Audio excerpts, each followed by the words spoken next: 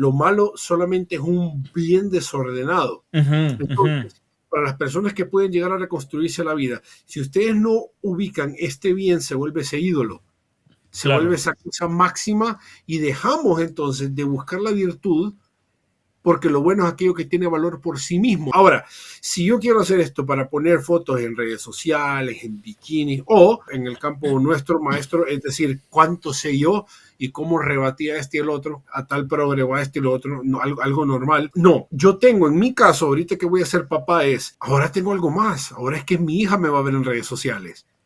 Mi hija que está a punto de nacer va a ver algún día YouTube, va a ver algún día Instagram y Facebook y va a decir, ese es mi papá, o va a decir, ese es mi papá. ¿Ves? Claro. In a world where you make a truth claim, you back it up with evidence, it does not matter because that comes across as violent, as hateful. Don't we have a commitment with the truth, with the Logos? Muy buenas tardes a todos y bienvenidos a este vivo que estamos comenzando en este momento con Luis. ¿Cómo estás, Luis? Muy buenas tardes y bienvenido a mi canal por primera vez. Yo creo que en este canal hemos hablado ya varias veces por Instagram, pero nunca por aquí. Así que gracias por aceptar y estar aquí con nosotros. No, gracias por la invitación. Siempre, ya no estamos tan de lejos. Ahora te veo un poquito más de cerca, ¿no? Así es. Bueno, estuvimos en Miami. Llegaste ese día a la conferencia que tuvimos con Miklos y con Javier Villamor y con Agustín Laje. Así que fue un honor conocerte en ese día, Luis. Sí.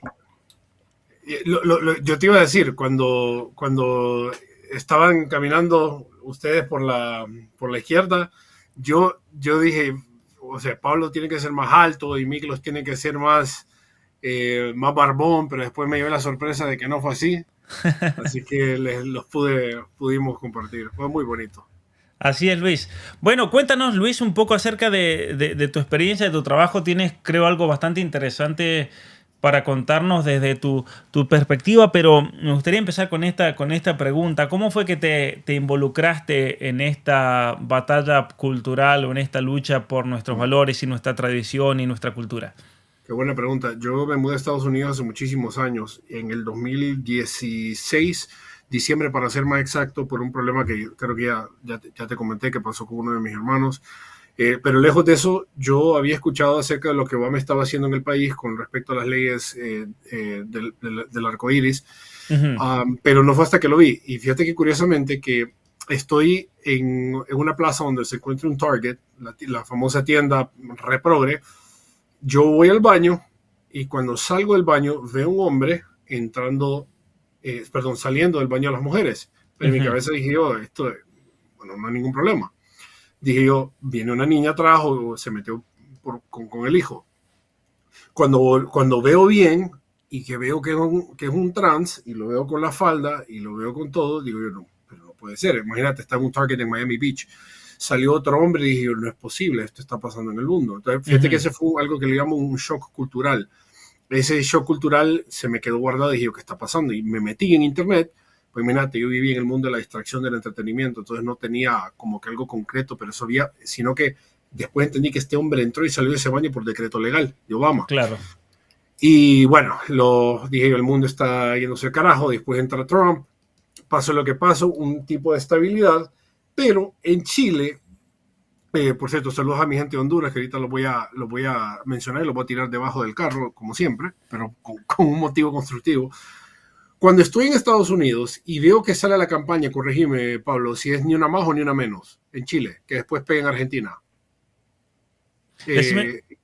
Ni una más o ni una menos. ¿Cómo se llamaba la campaña? El movimiento era Ni Una Menos, que comenzó en Argentina con el asesinato o a causa del asesinato de una joven y que luego fue secuestrado todo ese movimiento, sí, por el movimiento feminista abortista. Sí, Ni Una Menos. Okay. La campaña de Ni Una Menos.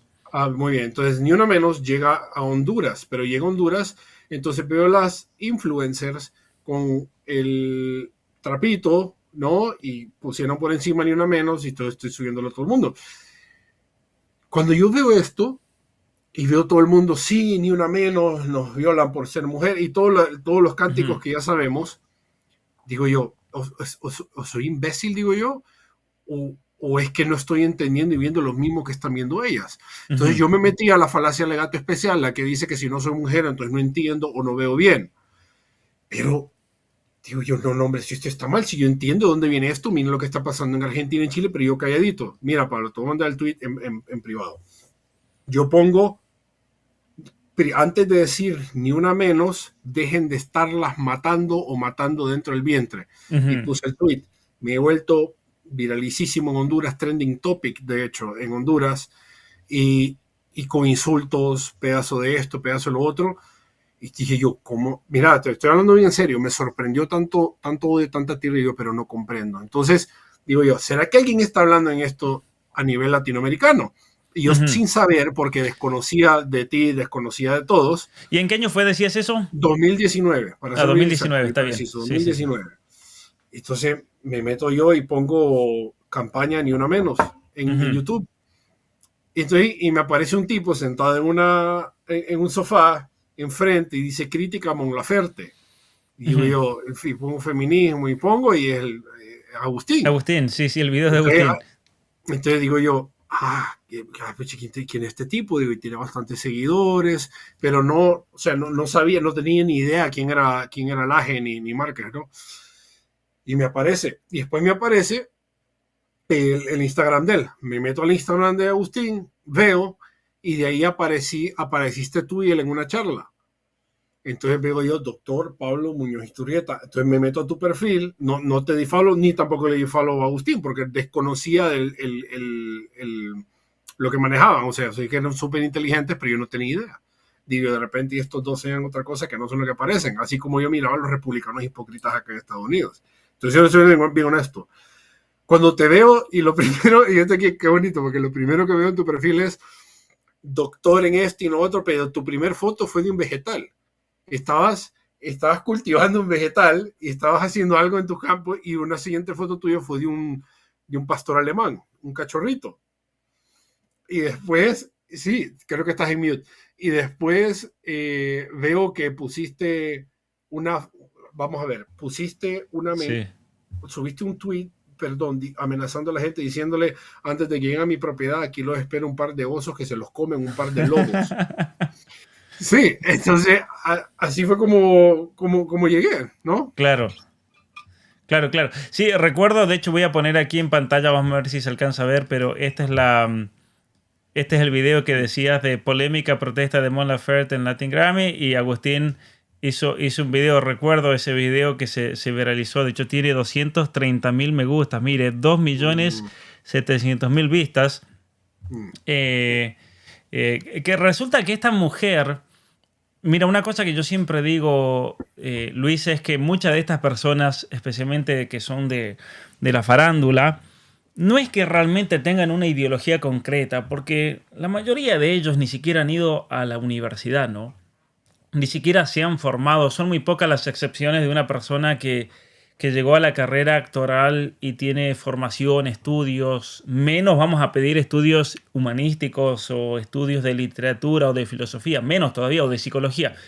Y mi teoría siempre ha sido que a esta gente les pagan para promocionar una cierta ideología. Fíjate cuando esta cantante Demi Lovato se declaró no binario, ¿te acuerdas? El año pasado, y le duró unos meses. Y después dijo, me cansé de ser no binario y actuar como no binario, y volvió a ser ella. Lo cual demuestra que era una mentira, ¿no? De hecho, yo en su momento había dicho cuánto le pagan a Demi Lovato para promocionar eso. Lo triste de todo esto es que entre medio acarrió a muchos jóvenes y adolescentes a realizarse transiciones y cirugías, algo criminal, ¿no? Y eso obviamente conlleva una responsabilidad que algún día va a tener que responder por eso, ciertamente. Pero esta mujer, que ponemos aquí en pantalla, está Mon Laferte, hace poco hizo un posteo en su Instagram celebrando su matrimonio y el rol de la mujer y la maternidad. Y se le acabó todo el feminismo abortero que promocionaba, ¿no? Una mentira, ¿no? Sí, una mentira. Y ¿sabes lo que pasa? Bien apreciaste ahorita, yo sé que lo han comentado muchísimo antes en tu canal y los demás. Tristemente está tan estupidizada la cabeza de los de los jóvenes, de los universitarios, de los adultos, de los young adults, se llama en inglés, que le toman la palabra a Mon Laferte. Le toman la palabra a toda esta gente, a Ricky Martin, a Residente, que por cierto, me acuerdo cuando Lupe le dio duro a Residente en Twitter, eso es mucho de aplaudir, pero cuando uno no entiende que dinero no equivale a conocimiento, ni que un título universitario equivale a espíritu crítico, nos vamos a dar cuenta cuánto borrego hay afuera y cuánto mal director o líder o influenciador también hay afuera, ¿no? Y esas son las armas que me permitió a mí, tal cual te dije en privado a ti y le dije a Agustín, yo les agradezco mucho que yo llegué a la filosofía política por ustedes. Yo no sabía quién era Foucault. Yo sí sabía quién era Aristóteles, Platón, Nietzsche y todo esto, pero yo no había llegado al meollo del asunto para entender los movimientos modernos hasta que veo que tú lo citas y que lo citan muchos otros más escritores latinoamericanos a través de los años, que me di cuenta después. Dije yo, Dios mío, hay una ricura intelectual detrás de toda la putrefacción que está diciendo en este caso Demi Lovato, y así fue como yo cambié mi carrera en la universidad, ¿no? Y te lo dije a ti y lo digo en público ahorita, tuvieron mucho que ver tú, los demás, y particularmente el profesor Jordan Peterson, que yo sé que es amigo tuyo, para este giro, porque dije yo, aquí está la necesidad afuera y tengo el don y el talento de alguna manera para hablar de estas cosas, necesito maximizarla, ¿no? Y es lo mismo que le animo a todas las personas. ¿Y cuando llegas a Estados Unidos, viniste a estudiar o a trabajar directamente? Buenísimo, vine por asilo político. Uno de mis hermanos recibió 9 impactos de bala. Para las personas que no saben, hermano, yo creo que tú ya sabías, pero buscamos asilo político porque lo persiguieron ideológicamente, claro, por la fe. Y bueno, nos quedamos acá. Fue durísimo, pero durísimo a nivel que yo no he visto mi patria por 7 años, lo que indica que no puedo ir a debatir, no puedo hacer absolutamente nada allá. Pero fíjate que vine acá a buscar establecerme. Yo nunca en mi vida imaginé que iba a volver a meterme en la universidad. Yo fui re mediocre en los estudiantes, en los estudios en Honduras. Cuando me metía a estudiar Derecho, que lo hice por 2 años, era muy bueno, eso sí. Y mis tutores me lo decían, tenía ese ímpetu. Pero ¿sabes qué me di cuenta ahora? Que no era un amor por el derecho, no era un amor a debatir. Eso es todo. Era la pica de... ¿Te gustaba pelear? Claro, uy, sí. Bueno, yo lo comento acá. En el 2012, cuando fueron las elecciones en Honduras, y yo estaba en la facultad, llevaron una socialista a hablar, y yo fui el único de todos los 50 compañeros míos que se levantó a retarla, que se levantó a debatirla, porque había hablado peste de los árabes. Y yo le dije, le levanté la mano y le dije, se olvide que hay uno, pero cuénteme. Y se hizo para atrás, y uy, no, que no me refería a eso. Y bueno, eso es una vendepatria que se movió de un partido de izquierda a otro partido ultra más de izquierda, únicamente porque esa sí le pagaron. Estoy hablando de Silvia Maya, del partido UDE. Pero después cuando empecé a trabajar, Pablo, en poder llegar a entender mejor lo que me estaba pasando, yo tenía muchos vicios, yo tomaba mucho alcohol, llevo 6 años sobrio, decidí revertir mi vida, decidí ver más allá y bueno, parte de lo que vamos a hablar es acerca de nuestra fe. Y yo me di cuenta que el exceso de Instagram, en ese entonces TikTok no estaba, me entorpecía, me embrutecía. Tomé la decisión de vender mi PlayStation, tomé la decisión de todo y me enamoré del conocimiento, me enamoré de los estudios. Y puede sonar... O sea que apagaste el celular, apagaste la PlayStation y encendiste el cerebro directamente. Muy bien, es correcto. Y por cierto, perdón que te interrumpí, pero es interesante esto que comentan, porque muchas personas...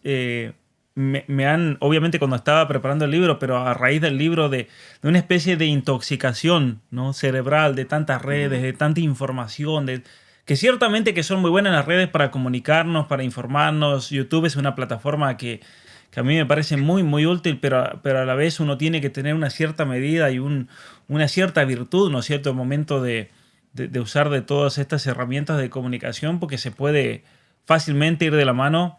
Debido a que, bueno, como lo habrás leído ahí, las redes sociales están diseñadas para crear adicción. Y es ahí cuando uno tiene que realmente prestar atención, ¿no? Porque hasta qué punto puede ser que uno puede estar adicto y te puede estar coartando o limitando en muchas posibilidades o incluso dañando las oportunidades que tenemos en familia de pasar tiempo con los seres queridos, ¿no?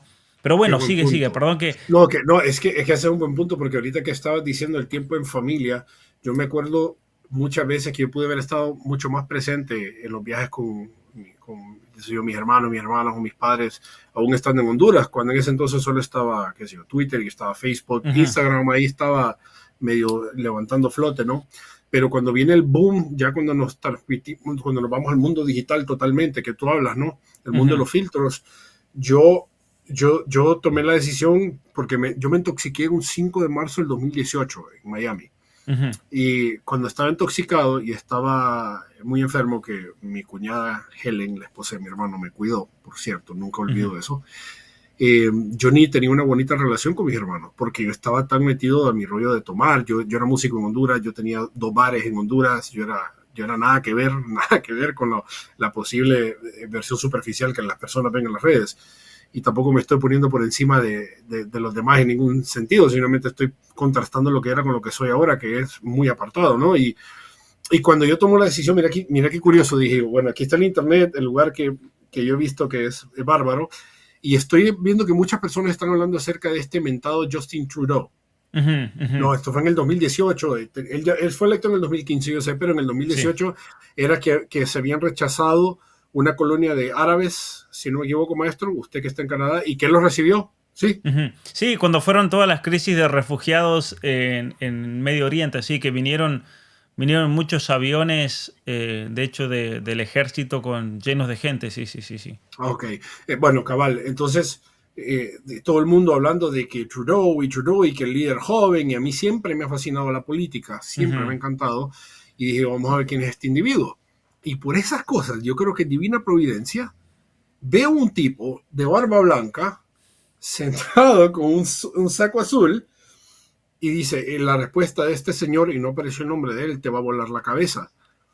Y le doy clic y le hace la pregunta al reportero y le dice, disculpe, si es que hay algo, dice la reportera, que usted le puede llegar a criticar a nuestro primer ministro, ¿qué sería? Y este señor le dice así. Se detiene con mesura y se empieza a reír todo el mundo. Y en mi cabeza dije, voy a seguir viendo, digo yo. Y empieza este animal, señor que tengo atrás, que me firmó esto personalmente. Sí. El doctor Jordan Peterson, como ya sabes, ha visto el video, y empieza a hablar y empieza a articular. Y a mí, personalmente, me impactó la capacidad de articulación que tenía él. Yo nunca había escuchado algo así. Y yo, ¿pero quién es este tipo? Y vi en los comentarios, se llama el doctor Jordan Peterson. Bueno, y así exactamente así fue como Dios me fue poniendo de a poquito las semillitas, ¿no? Las semillitas para poner, y me eché un binge de Peterson esa noche de 6 horas. Y yo lloré mucho esa noche, Pablo. Yo lloré mucho. Porque mira, te llegó profundo. Yo creo que vos sabes eso, ¿no? Tú enseñas 12 reglas y ves ves las cosas que él hace, lo conoces personalmente. Entonces, yo soy uno más de los millones que le ha ayudado. Cuando me meto al binging, veo de lo que tú hablas, que me gusta mucho, que tú dices que él trabaja un orden interior hacia lo exterior, ¿no? Así que lo tomas. Y digo yo, make your bed first, haz primero la cama. Y ahí dije yo, no puede ser. Y empecé a explorar un mundo de opciones que, muy respetuosamente voy a decir esto, que no me lo da la Biblia, en el sentido de paso 1, paso 2, paso 3, ¿no? Y después brincó otro video de Simon Sinek. Y después vi otro video así empecé a descubrir este montón de gente de afuera, y mi vida cambió, Pablo. Mi vida cambió y no he vuelto atrás. Y no puedo volver atrás, ¿no? Y así fue como tomé la decisión un 5 de marzo del 2018 de dejar el alcohol para siempre. Me acuerdo que me vi al espejo. Esto en mi libro, pero me vi en el espejo y me di asco. No me reconocí. Y le dije yo, Dios, yo te he pedido un inicio todas las noches, sin saber que el primer paso para este nuevo inicio lo tengo que dar yo. Hoy tomo la decisión nunca más de tomar una gota de alcohol y perdí 70 libras de peso. Me metí a comer bien, me metí a entrenar y dije yo, bueno, Dios, aquí voy. Porque mira, Pablo, yo lo que quería era cuál es el rol que tengo que cumplir en el mundo, lo que los teólogos llaman propósito, lo que le queramos poner ahí por encima de Cachi. Yo quería saber, ¿para qué carajo estoy hecho? ¿Será que era para la música? Como toqué por mucho tiempo. ¿Será que era para, perdón por la expresión peyorativa, pero para la joda, para la charla, para la fiesta, para la farra, ¿no? ¿O para qué? ¿Qué es esto algo más? Que yo siento que estoy hecho para algo más, pero ¿qué es? Bueno, yo sentía que Dios me decía, bueno, tenés que dejar de entorpecer la línea de comunicación que tenés conmigo.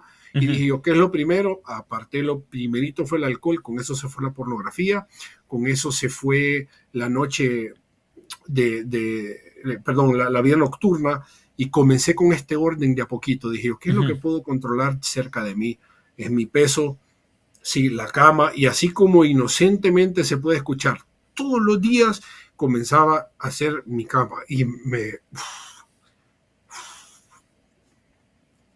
Y mira, para muchas personas les parecerá, pero ¿qué tiene de extraordinario hacer la cama todas las mañanas?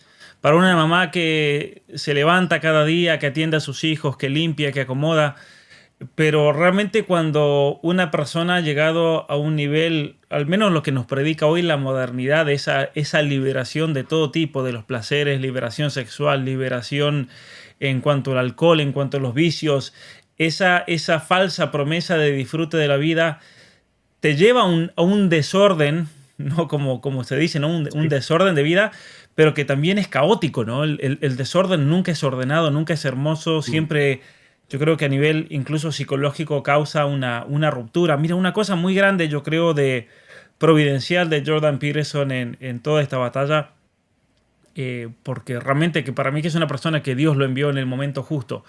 Una cosa es vivir en Hispanoamérica, donde dentro de todo tenemos muchos problemas de orden de seguridad, económicos, políticos. Hay también problemas morales, obviamente, pero todavía son sociedades que tienen un resabio de una cultura cristiana, ¿no? Todavía hay valores, que se valora la familia, se valoran los hijos. Todavía quedan cuestiones de nuestra cultura que no se han perdido. Por ejemplo, el pasar tiempo en familia, el apreciar las relaciones familiares, algo que en las sociedades individualistas del norte se han perdido completamente, lamentablemente. En general, no todos lo han perdido, pero en general sí se ha perdido. En sociedades individualistas donde la soledad ha hecho una mella muy grande y es común que las personas sean solitarias, no hay sentido de comunidad, y al no haber sentido de comunidad la persona queda totalmente aislada y queda más vulnerable a todas estas ideologías. Pero de repente, en el caso mío, que yo estaba estudiando en Canadá, donde ves todo eso, ves todo ese secularismo craso, ese secularismo que busca destruir todos los fundamentos de nuestra civilización, donde en las mismas universidades en general se desprecian, no todos los profesores obviamente, pero en general las estructuras académicas desprecian todo lo que es nuestra tradición y nuestra cultura. Y donde ¿Tú enseñaste en Washington o en Canadá? En los dos lugares. Y aquí en Canadá es impresionante el nivel de agresividad. Pero sin embargo, eso no significa que tu abuela es canadiense y eso lo sabes bien. Eso no significa que todas las personas aquí sean progres, desconstruidos. No, para nada. Es como pasa en muchos otros lugares. Es la mayoría silenciosa. Pero era una mayoría que tenía miedo de hablar. Era una mayoría que se sentía aislada, se sentía sola. Era una mayoría que se sentía sin fuerzas, y si llegaba a levantar la voz, te bajaban la caña y a los palazos te hundían de vuelta. Eran muy pocos los que se animaban a hablar abiertamente o a burlarse de toda esta locura en la vida pública. Y es ahí cuando aparece la famosa ley C-16, el Bill C-16. Bill C-16. Y es ahí cuando Jordan Peterson da un testimonio fuertísimo en contra de la ideología de género, y es como que fue como una bocanada de aire fresco, porque dijo lo que alguien tenía que decir.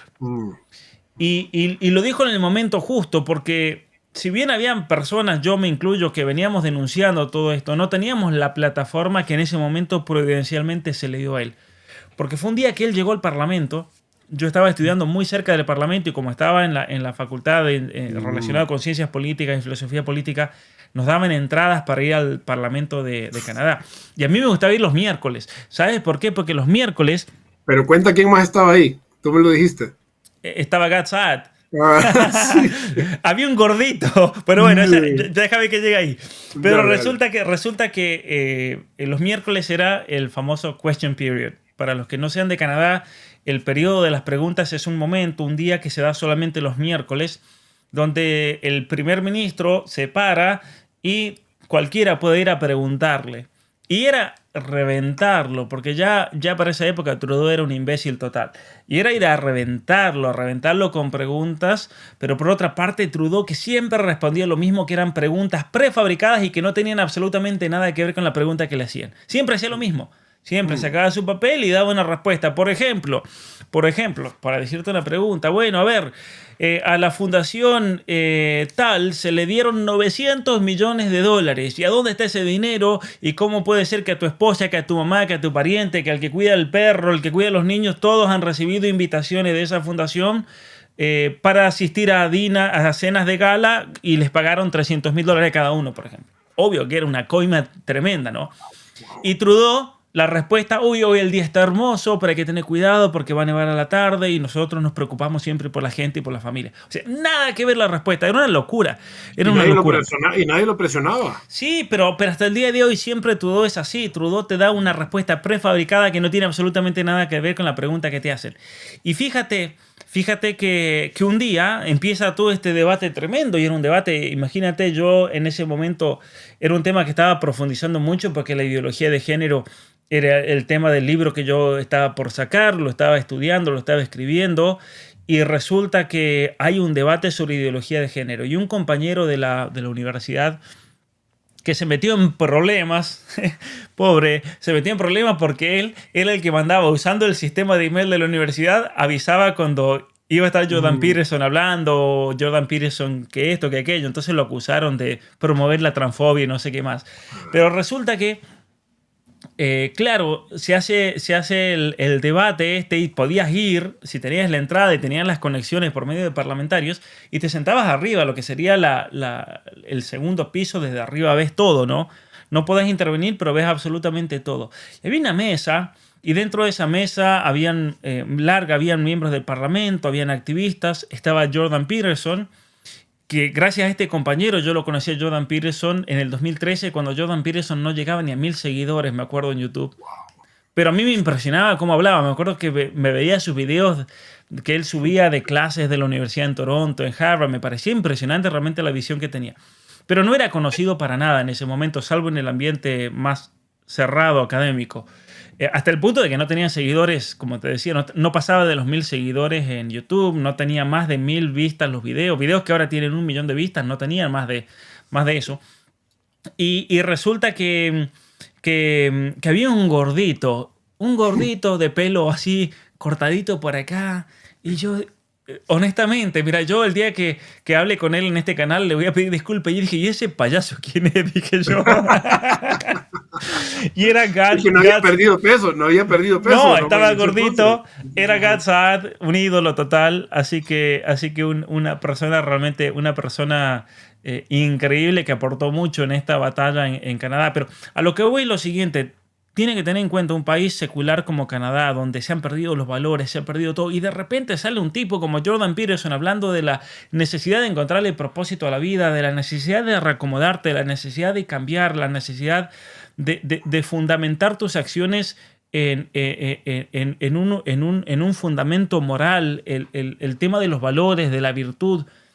Es como que dio un sacudón fuertísimo. A muchos.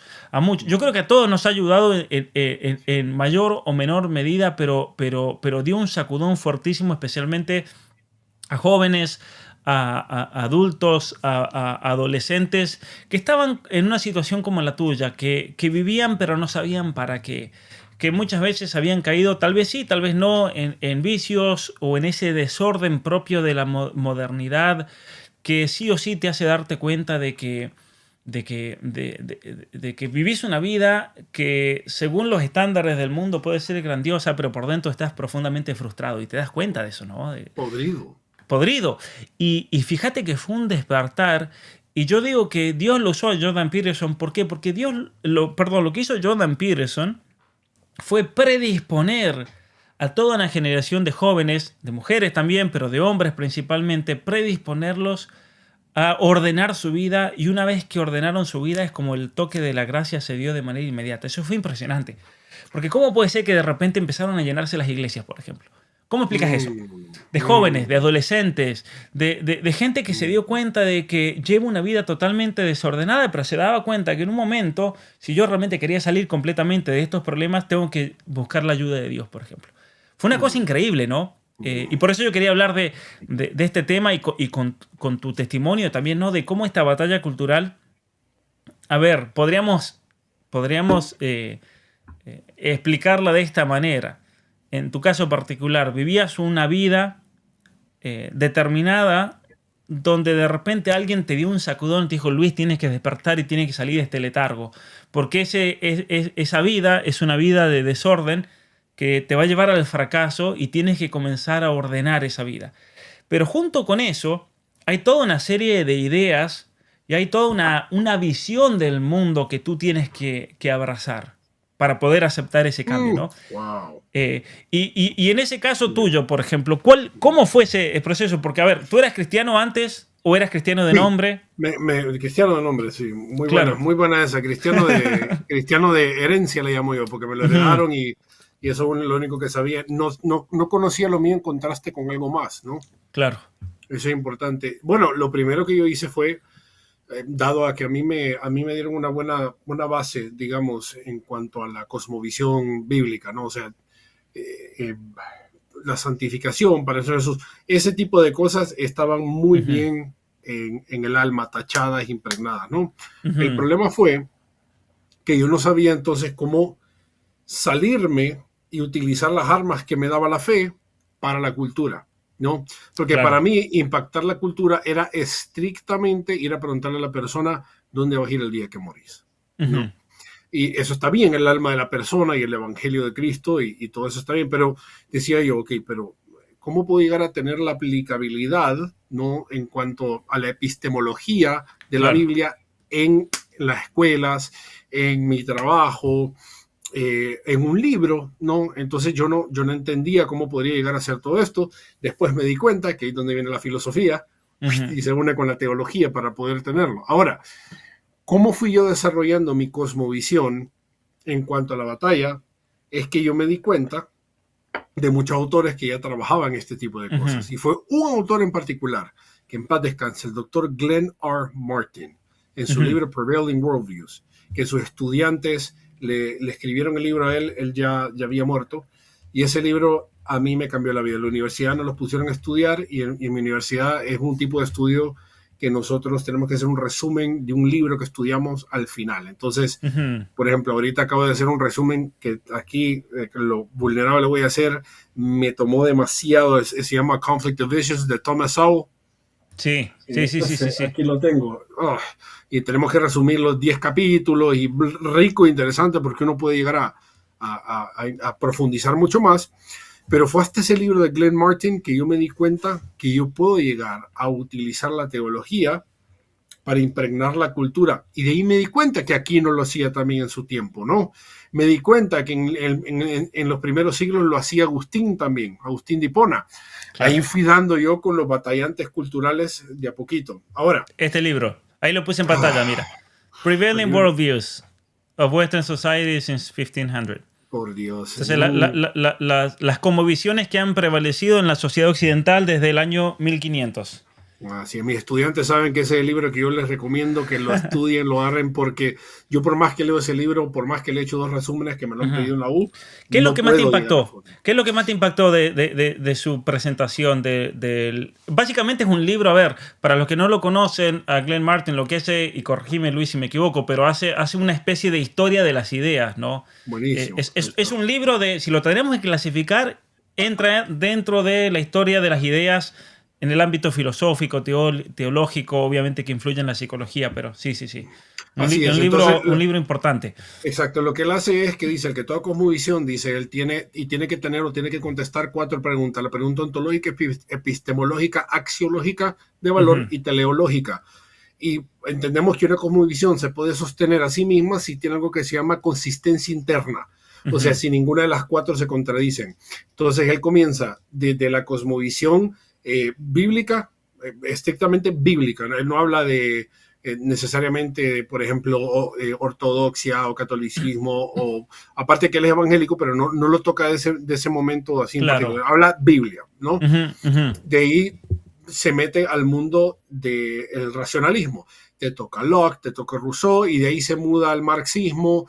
Entonces te hace una especie de recorrido que digo yo, qué barbaridad. Entonces ahora entiendo que el uso de la Biblia se puede dar sin necesidad, por ejemplo, de reducirlo, y ojo, no estoy tocando la palabra reducción como algo negativo, sino que puedo hacer algo más por la cultura, más que darle el evangelio a mi hermano o a mi hermana que necesita su alma salvada, ¿ves? Claro. Sino que existe una cosmovisión desde la teología en la cual la puedo aplicar en el nivel de educación, en el nivel de lo civil social, de las relaciones internacionales y de lo estético. ¿Por qué? Porque, bueno, de ahí se saca el marco objetivo del cual yo parto para poder venir y decir a una persona que existe algo como la verdad. Y si existe algo como la verdad, puedo entonces criticar tu obra que le llamas arte, claro, como arte o no arte, ¿sí?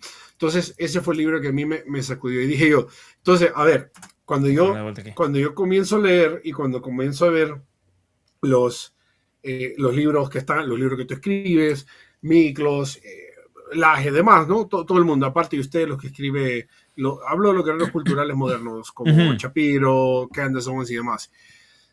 Parte de mi libro, de lo que quiero ver, es cómo puedo extrapolar los principios que habla Martin sin tanta abstracción y poderlos masticar y poderlos tirar por bajo. Y ahí me di cuenta que existe un hombre que se llama John Taylor Gatto, que nuestra amiga, cuando nuestra amiga, que por cierto, te cubrí a ti en el simposio, ¿se te recuerdas de Sarah Huff? Sí.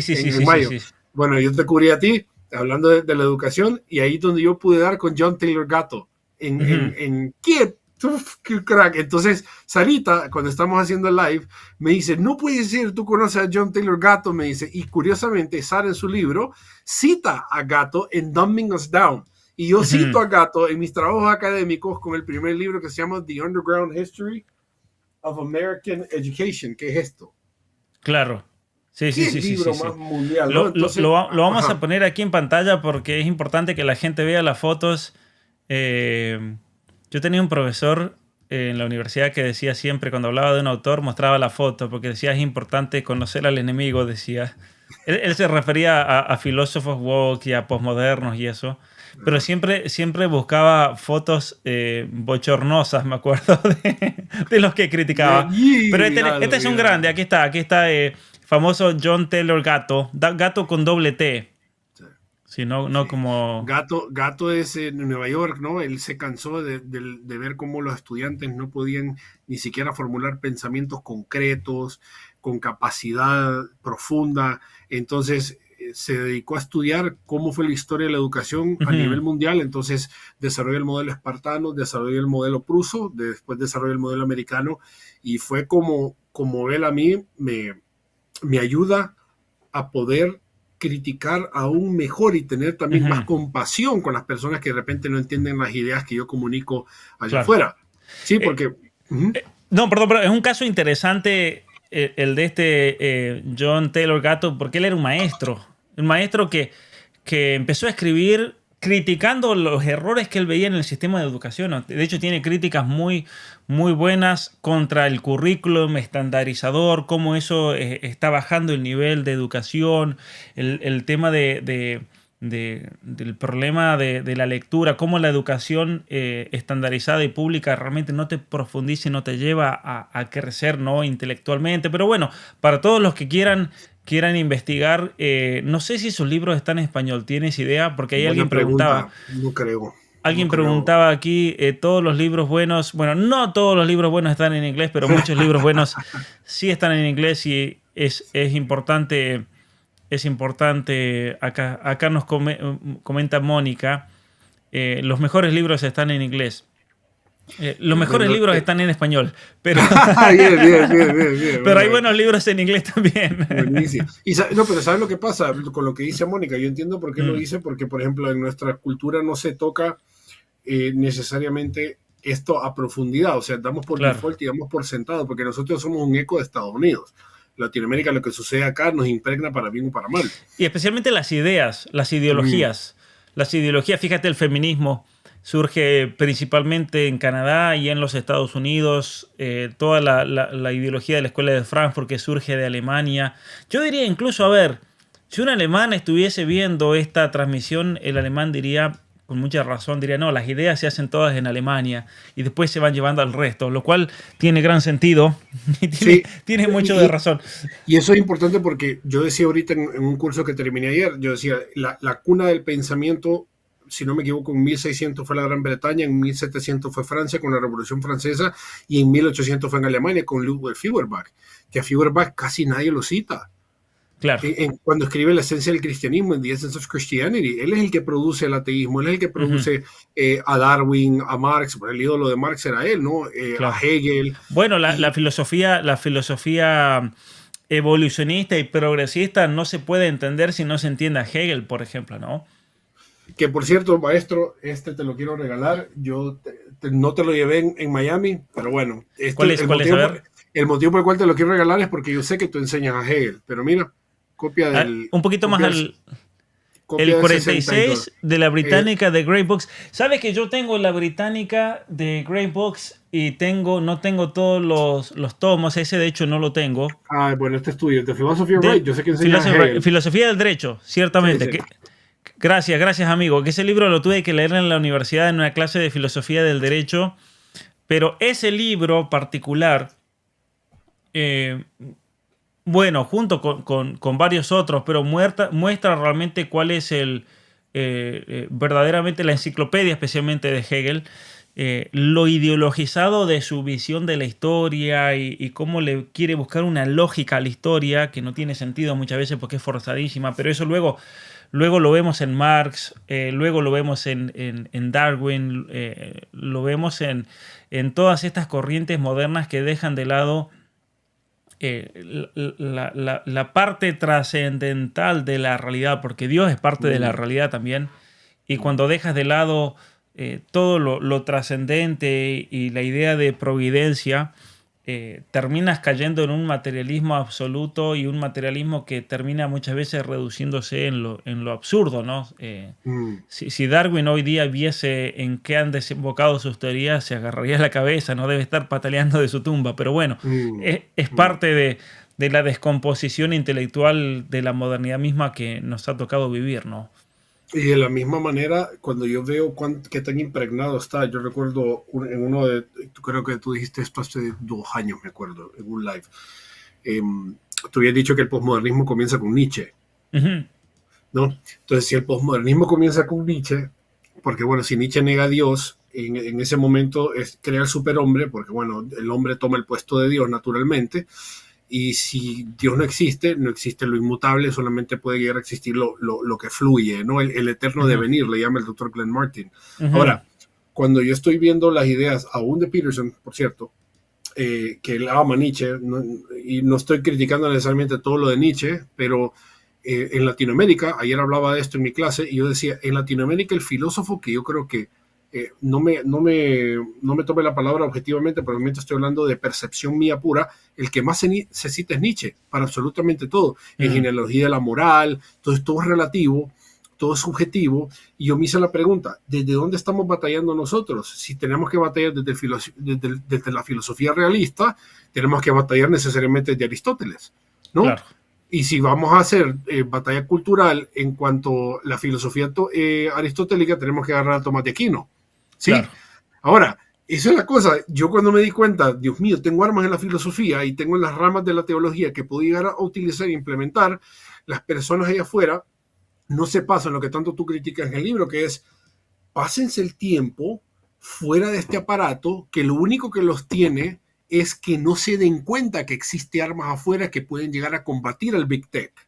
O sea, la filosofía de afuera, o es que las personas no entienden que las compañías en Palo Alto, que por cierto, yo fui entrenado en Palo Alto en el 2019 para una compañía que fundó la mano derecha de Steve Jobs, Ron Johnson. Yo trabajé para Enjoy Technology. Ujú. A mí me llevaron a Silicon Valley y eso es una locura porque tenés Hotmail, tenés Spotify, tenés todo casi que como en un village. Es una cosa preciosa. A mí me entrenaron en esos lugares y desde que entras te das cuenta que absolutamente, y puedo hablar libremente porque la compañía ya quebró, pero todo es LGBT. Ujú. Entonces, que alguien a mí me diga a decir que no construyen tecnología libre de ideología es mentira. Es mentira. Es Totalmente. falso. Entonces, si sabemos que allá afuera hay tecnología, para desarrollar tecnología necesitas una filosofía del hombre para poder llegar ¿a qué? Al hombre. Claro. Entonces, si el pensamiento materialista humanista reduce al hombre un cerebro, busca estimularle el cerebro a costillas de su mente, a pesar que puede llegar a negar la mente, porque la filosofía fisicalista o reduccionista dice que el hombre es materia pura y si el hombre es materia pura puede llegar a hacer y deshacer lo que sea. Ahora, hoy no estamos viendo necesariamente holocaustos, aunque esto está sujeto al tema por lo que está pasando en el Medio Oriente, podemos llegar a decir que vivimos entonces en campos de concentración cuyo guardia es el teléfono. ¿No? Entonces, claro que hay una filosofía a combatir ahí afuera. Y esa filosofía, ¿cómo se combate? Nutriéndonos nosotros, sabiendo qué es lo que está ahí atrás, maestro.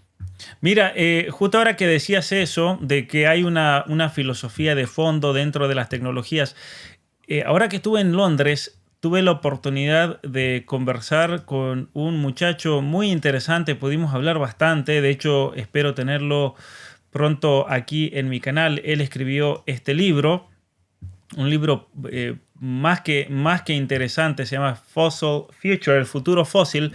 ¿Por qué el crecimiento humano, ¿no es cierto?, el human flourishing hace referencia al completarte como persona, enriquecerte como persona, el crecimiento personal? ¿Por qué el crecimiento humano global requiere de más petróleo, carbón y gas natural y no menos? Si bien este es un libro sobre la crisis energética o la pseudo crisis energética y todo el discurso, ¿no? Esa visión malthusiana de que como los recursos son finitos, por lo tanto un número exagerado de personas haría que esos recursos se acaben y sería el fin de la humanidad, esa visión catastrófica. Y una cosa que él estábamos hablando la semana pasada, él decía, el problema es que al momento de analizar la realidad, incluso las energías, siempre hay una visión del ser humano detrás, una antropología. Decía eso mismo que acabas de decir tú. Siempre hay una filosofía detrás de la tecnología.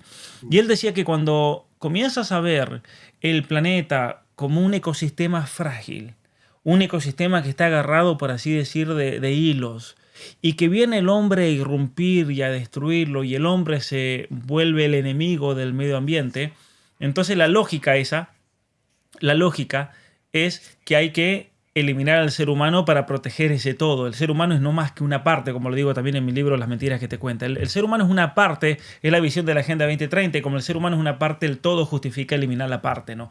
Control de la población, todas estas campañas de eutanasia, de aborto, de anticoncepción, el financiar a una persona como Greta Thunberg para que por medio de esa falsa prédica apocalíptica del fin del mundo, por medio de una catástrofe ambiental, nos lleve entonces a decir, tenemos 9 años y me robaron el futuro, ¿no? How dare you, ¿no es cierto? ¿Cómo se atreven a robarme el futuro a mí? Cuando en realidad él decía que cuando nos damos cuenta de que el ser humano tiene una capacidad de creatividad e innovación impresionante.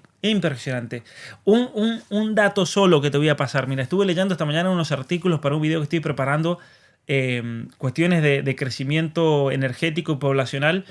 Desde el año 84 al 2020, se duplicó la población mundial. Pasamos de 4.200 millones de habitantes a 8.000 millones en el planeta. Casi se duplicó, casi se dobló, casi 4.000 millones más. 3.000 millones, 800.000, 3.800.000, millones de habitantes más. Sí, de 4.200 millones pasamos a 8.000 millones. Pero sin embargo, la productividad creció un 840%. O sea, con que haya sido un 100% del crecimiento se hubiera mantenido, a igual que la población. Pero no, creció 8 veces más. Creció 8 veces más. Entonces, ¿cuál es la cuestión?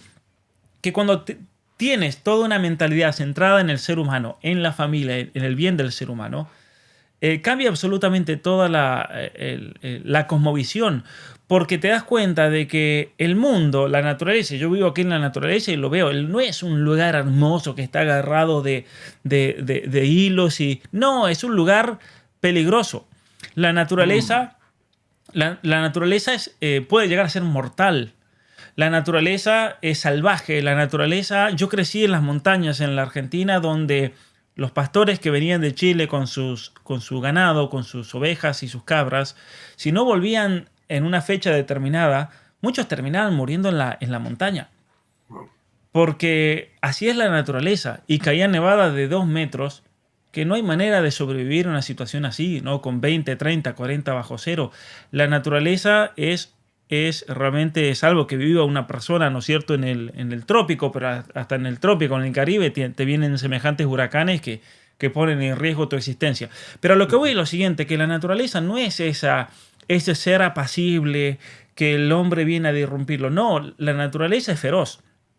Y lo que el hombre ha logrado por medio de la innovación y de la tecnología puesta al servicio del hombre, aquí cambia la perspectiva, ¿no?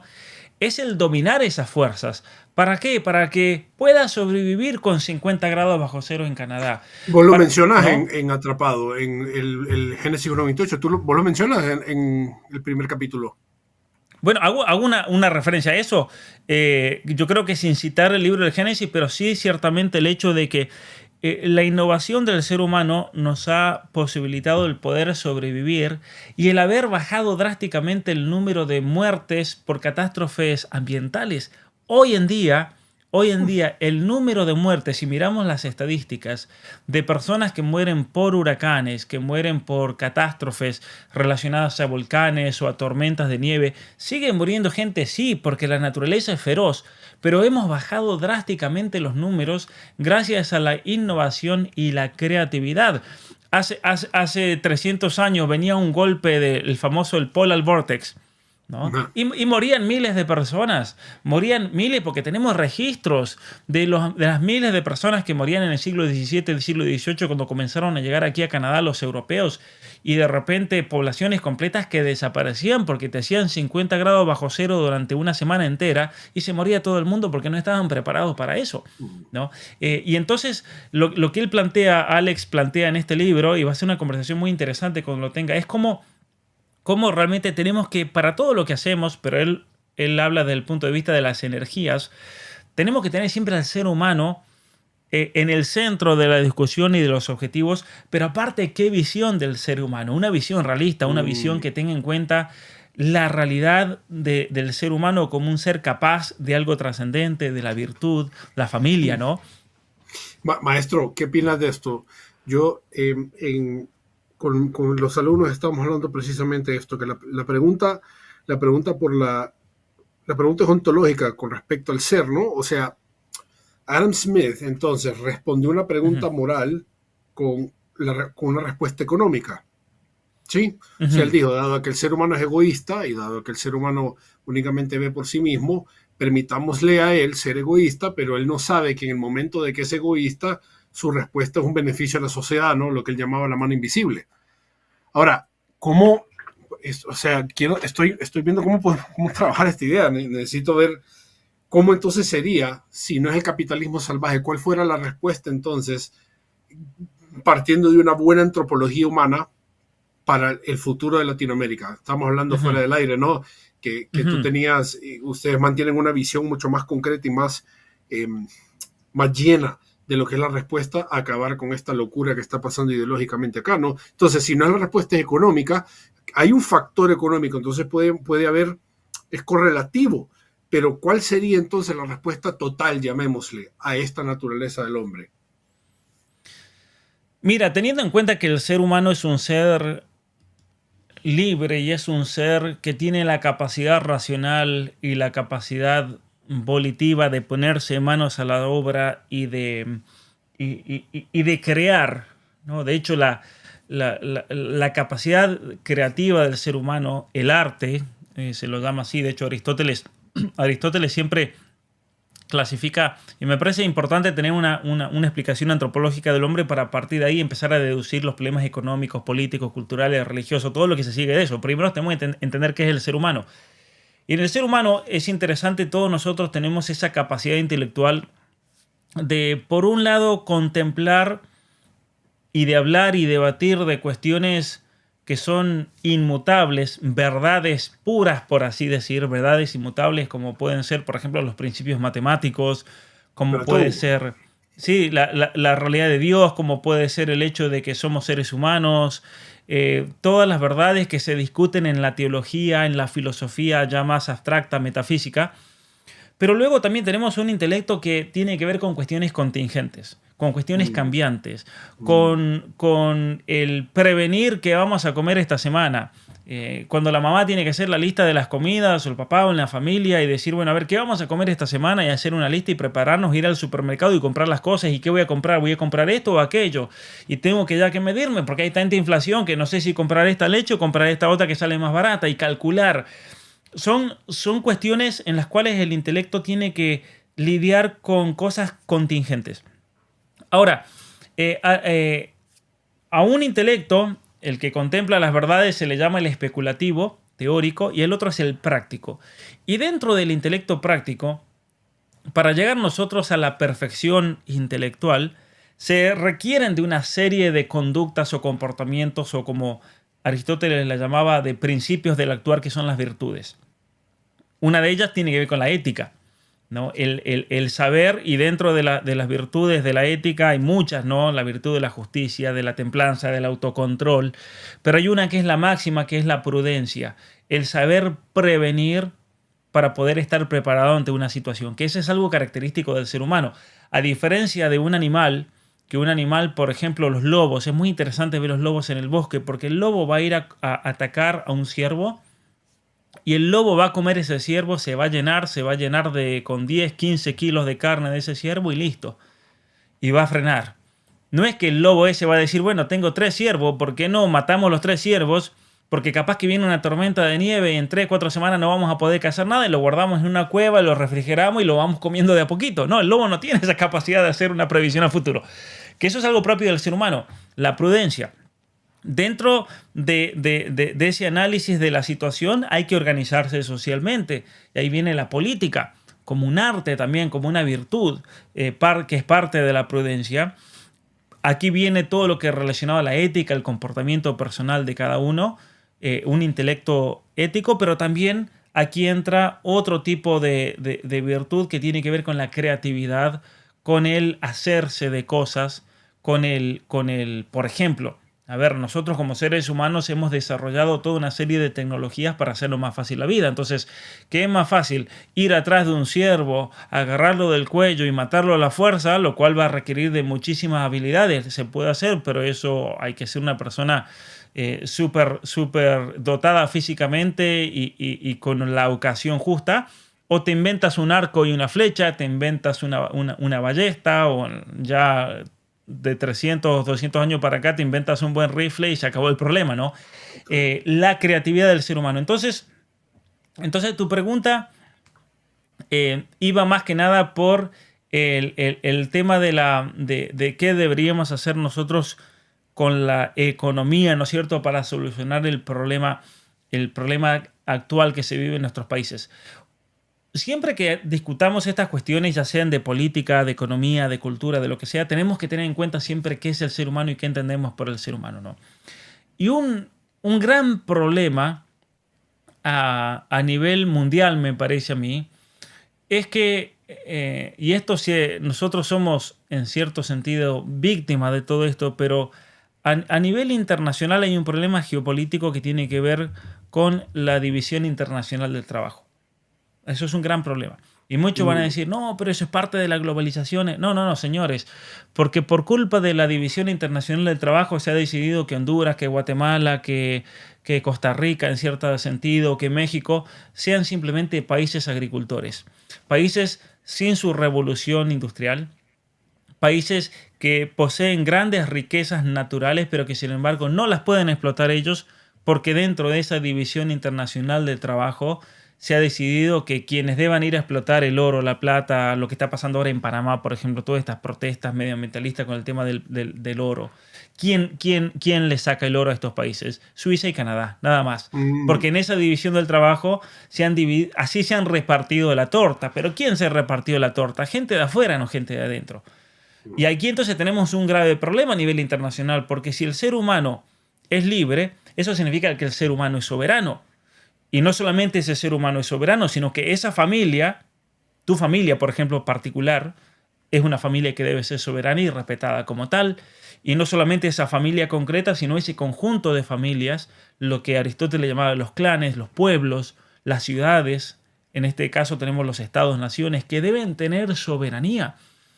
Y la soberanía es algo que a nivel internacional lamentablemente no existe, salvo para uno o para dos. Y hasta en ese caso, hoy en día, yo creo que está en peligro la soberanía.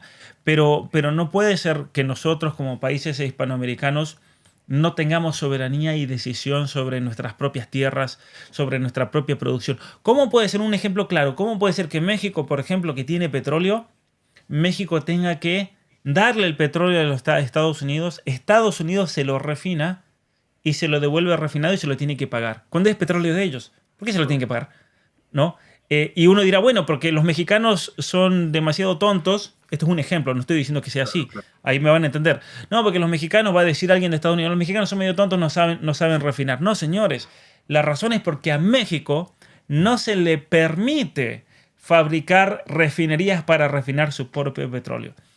¿Qué es lo que pasa con muchos países cuando comienzan a industrializarse y no se permite la venta de determinados productos o no se permite que ese país desarrolle un determinado producto porque ya va a desestabilizar ese orden económico que se ha impuesto desde arriba?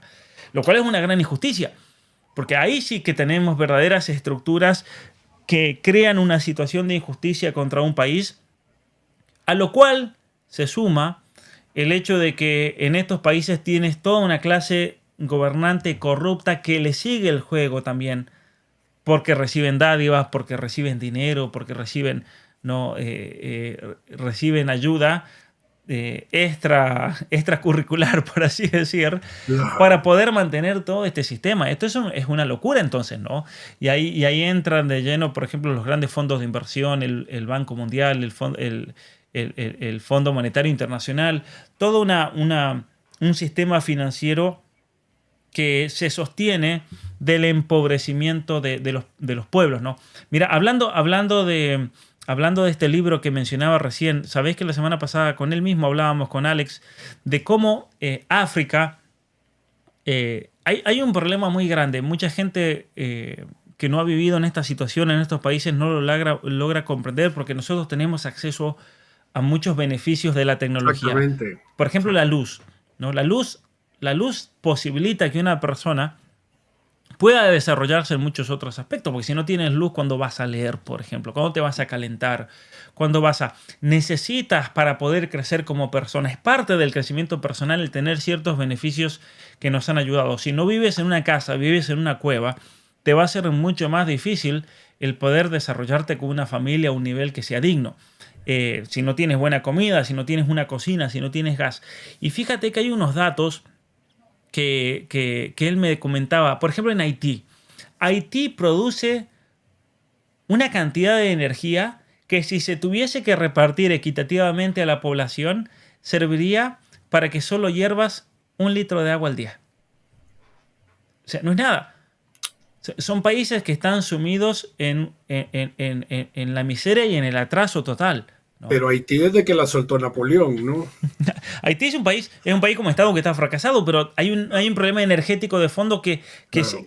Si tú quieres levantar Haití, entonces, ¿a qué voy con esto? Si tú quieres, como presidente de Haití, levantar ese país culturalmente, educativamente, de todos los aspectos, comercialmente, tú tienes que darle energía a la gente. Totalmente. Ahora, le van a venir sanciones al que quiera hacer eso, porque hay un propósito para geopolítico. Geopolítico para que ese país sea una miseria, ¿no? Porque tiene minerales, porque tiene oro, entonces te conviene que sea un país miserable. Lo mismo pasa con Congo, lo mismo pasa con tantos otros países del África que tienen diamante, que tienen toda una serie de minerales, cobalto, por ejemplo. Otro ejemplo en un país de África, Chad. Así como Haití tiene energía solamente para que puedas hervir 1 litro de agua al día, el Chad, si tuviese que repartir toda la producción energética en todos sus habitantes, una vez por semana podrías hervir 1 litro de agua. Ese es el nivel de energía que tiene. Entonces son países que están empobrecidos. Y Alex me comentaba que están todos los proyectos, por ejemplo, para hacer reservas, para hacer plantas hidroeléctricas. Que las plantas hidroeléctricas son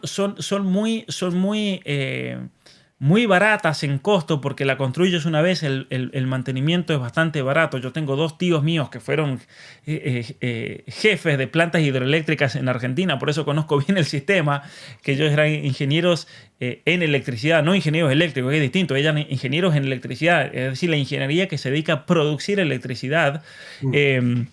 Y los que son de San Juan saben muy bien quiénes son mis 2 tíos que estaban en la planta hidroeléctrica de Uyun, que es la más grande de San Juan, hasta que ahora se ha construido otra. Pero ¿cuál es el tema? ¿A qué voy con esto? Que existen ya todos los planes desde los años 60, Luis, claro, para que estos países tengan sus plantas de producción de electricidad. Pero ¿por qué se le impide que estos países puedan desarrollarse y se puedan llevar esos reactores, ya sean nucleares o en el caso de plantas hidroeléctricas, para producir la electricidad? ¿Por qué a nivel geopolítico se decide de antemano que estos países deben estar empobrecidos? Entonces, si tú quieres levantar a nuestros países, hay muchos factores a tener en cuenta. Hay problemas de mentalidad, hay problemas de cultura, pero hay un problema principal que tiene que ver con decisiones geopolíticas. Y fíjate... Y ahí es donde viene la pregunta mía, ¿qué está haciendo ARC? ¿O qué es lo que ARC piensa? Para la gente que no sabe, ARC es Alliance... la Alianza para Responsabilidad Ciudadana. Responsabilidad Ciudadana, que es la que montó Jordan Peterson y una gente. Entonces, ¿cuál es la solución que ellos pretenden para poder combatir, por ejemplo, el Foro Económico Mundial? Porque voy a suponer que como hablaste con Epstein, Alex. Sí. Alex, sí. Yo le iba a decir el chiste, le iba a decir qué apellido que te tocó, pero mejor no, olvídate. Entonces, si hablaste con Epstein es porque, y eso está en el libro de él, voy a suponer, y muchas de las cosas, ¿cuál es la respuesta a esto? Más que únicamente hacer una conferencia en Londres y demás, ¿no? Mira, básicamente hay un video que he hecho que va a salir publicado ahora en mi canal, pero básicamente hay 4 pilares en los cuales se trató la conferencia. Uno de esos pilares era el pilar económico y energético, y básicamente era otorgarles a todos estos países el crecimiento que ellos merecen tener para poder llegar a alcanzar los niveles de educación, de orden político, de seguridad que van de la mano. Porque había una mujer africana ahí, no recuerdo su nombre, pero muy interesante porque en su conferencia ella dijo, Bill Gates va y te dice, para solucionar los problemas de África hay que vacunar a todos los niños, por ejemplo. Y sí, los vacunan a todos, se llena de plata él y se va y no cambia absolutamente nada, siguen toda la miseria. Hay que solucionar el problema de la educación, pero si esos niños no tienen cómo comer, bueno, les regalamos comida, pero si esos niños no tienen cómo cocinar la comida, o esos padres. Oye, porque llevan granos. Y por cierto, para la gente que quiere decir que bien Bill Gates, lo que está haciendo, Bill Gates fue el encargado de poner a prueba la vacuna del polio y se hizo en niños africanos. Mira, y una cosa muy interesante que ella decía es, a ver, le dan los granos a las familias para que tengan que comer. Muy bien, tienen granos, pero lo tienen que cocinar dentro de la casa en estufas, a leña, dentro de la casa que se llena de humo. ¿Y cuál es el problema con eso? Que mueren 8 millones de mujeres, yo no sabía ese dato, 8 millones de mujeres por enfermedades respiratorias en África. Todos los años, que son prevenibles si esa gente tuviese una cocina a gas con un extractor. Se acabó el problema. 8 millones al año. Al año. 8 millones de personas. ¿sí? Por No puede ser. enfermedades respiratorias. O sea, estamos hablando de números gigantescos, pero tiene sentido porque, mira, Nigeria tiene más de 200 millones de habitantes. La expectativa de vida, yo no tengo ahora los datos, pero ella empezó a mostrar figuras, la expectativa de vida en África es muy baja. Por enfermedades, por problemas energéticos, por problemas respiratorios, por el humo que... Pero tiene sentido esto, Luis, porque yo que he vivido en la montaña, en el campo, y teníamos que hacer mucho fuego siempre estando en el campo. Una cosa es hacer ese fuego al aire libre, pero en cuanto lo haces adentro se te llena de humo. Yo crecí en una casa con estufa leña, y en mi casa, si no estaba bien hecha la chimenea y si uno no hacía bien el fuego, se te llenaba de humo la casa. Y una cosa es que una vez se te llene de humo la casa y otra cosa es vivir así todo el tiempo, donde no tienen tecnologías básicas y tan simples como una chimenea. Entonces, lo que se plantea es, a todos estos pueblos hay que darles la oportunidad de crecimiento energético por medio de proyectos. No, por ejemplo, te voy a dar otro ejemplo que seguramente lo viste hoy en las redes sociales o ayer se hizo viral. Mr. Beast, que no es un hombre Sí. de mi... Ni a mí. Vos y yo vemos más atrás lo que pasó con el otro colega Así de él y es, cómo así se lo es. celebró y demás, claro. Y cómo usan de la ideología de género. Pero este tipo, para un video, se fue a África e hizo 250 pozos de agua potable. ¿Cómo puede ser que las Naciones Unidas, en 70 años de existencia, no hayan hecho absolutamente nada por la gente de Sudán? Siendo que las Naciones Unidas están en el sur de Sudán de hace tiempo y nunca hicieron un pozo. ¿Cómo que nunca se les ocurrió hacerles un pozo de agua a la gente del Congo, de Sudán, de Uganda, de Malawi, de Ruanda? No, señores. Lo que pasa es que darles un pozo de agua a esta gente es empoderarlos y solucionarles un problema social que les va a permitir crecer en otros aspectos, ¿entiendes? ¿Cómo entró Mr. Beast ahí? Es la pregunta. ¿A qué tecla tuvo que tocar? Porque pasó por mucha gente. Yo O sea, creo que sí. desobedeció. Yo creo que desobedeció o se lo advirtieron. Pero más allá de eso, a lo que voy es lo siguiente. Fíjate, el día que tú tengas agua potable en tu casa, te solucionó un problema porque ya te regaló minutos de tu vida. Porque una cosa que tengo en mi libro de estadísticas de 1930, en 1930 tener una casa en orden de una familia promedio eran 60 horas de trabajo a la semana, que generalmente recaían sobre la mujer. No era por la opresión del patriarcado, no era porque no teníamos las tecnologías que luego el hombre creó para solucionarle la vida a la mujer. De hecho, los electrodomésticos han representado uno de los cambios y revoluciones más grandes a nivel mundial. De hecho, hay un autor coreano que yo lo cito en mi libro, donde él dice que incluso la revolución de los electrodomésticos es más grande que la del Internet. Tal vez exagera, pero sin embargo tiene sentido en un punto en que liberó a la mujer. Liberó a la mujer de un montón de tareas que la tenían atada.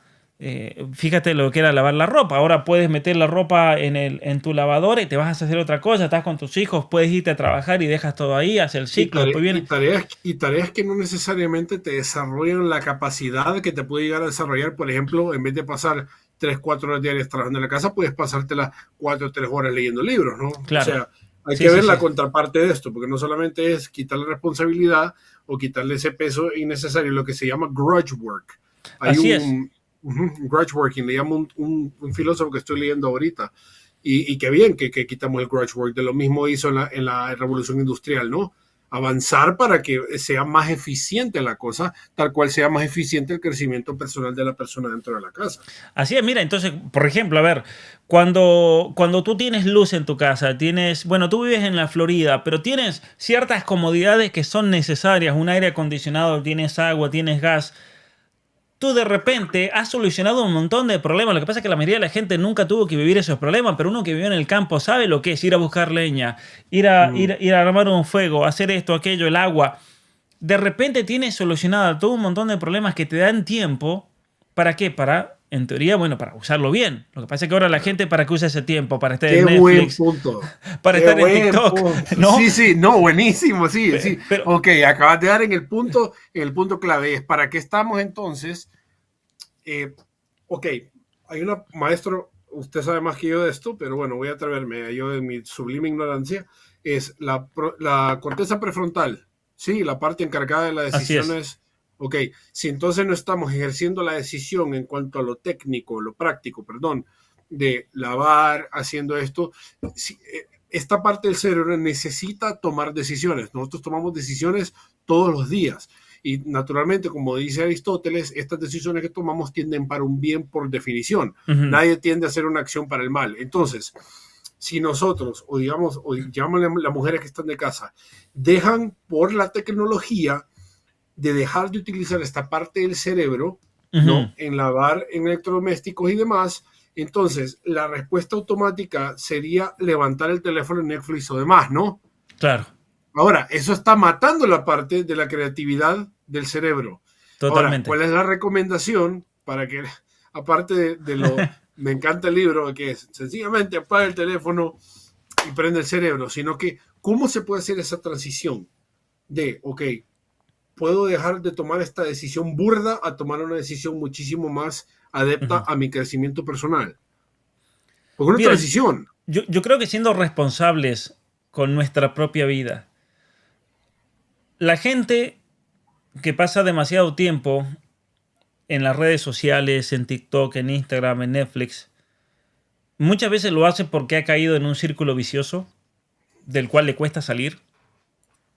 Muchas veces lo hace porque no le encuentra un sentido a la vida y tiene que llenar de alguna manera ese vacío.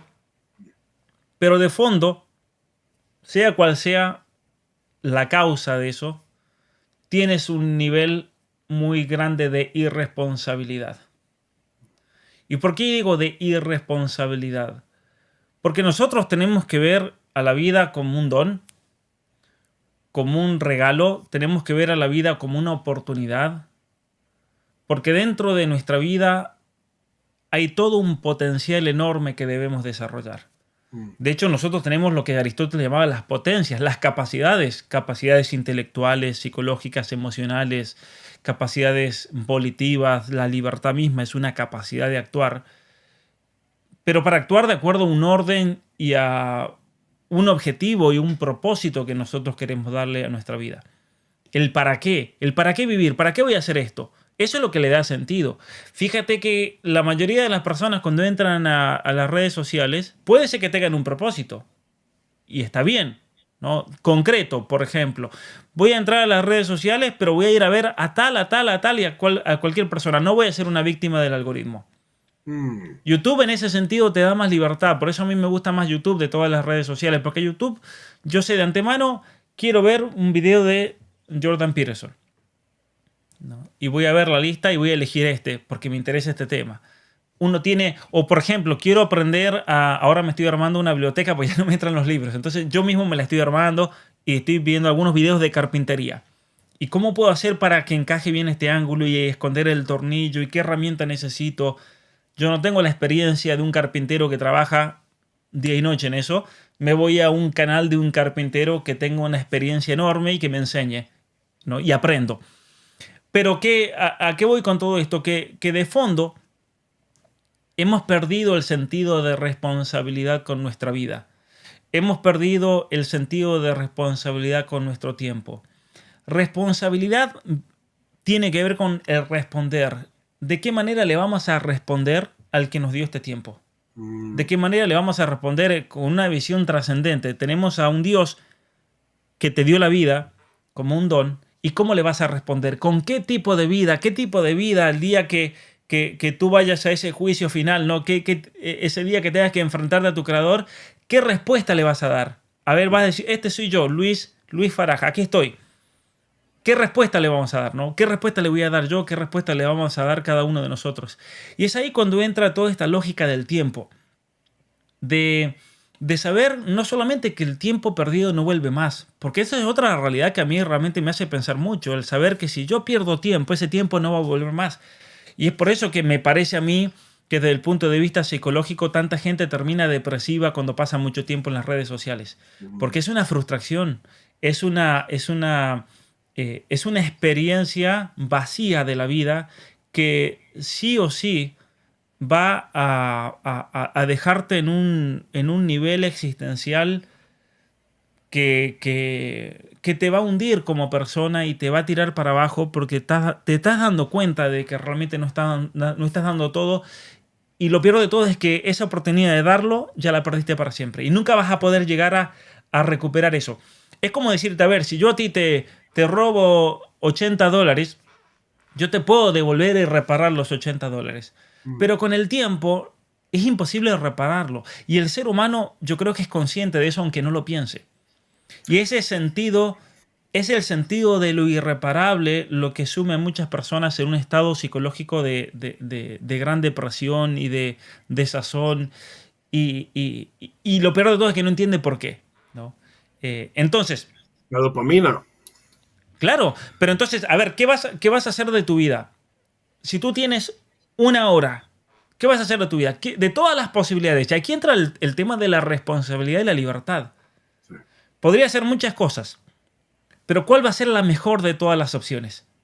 Y tal vez lo mejor, eso va a variar. Y ahí es donde uno tiene que empezar a usar de la prudencia. Tal vez lo mejor va a ser ponerme a leer un libro, ponerme a ver un vivo. Tal vez, puede ser, ver un video que me voy a instruir. Pero tal vez lo mejor va a ser estar con mi hijo, estar con el bebé, estar con la esposa, con el esposo, el limpiar la casa, el ordenar. ¿Por dónde tengo que empezar, no?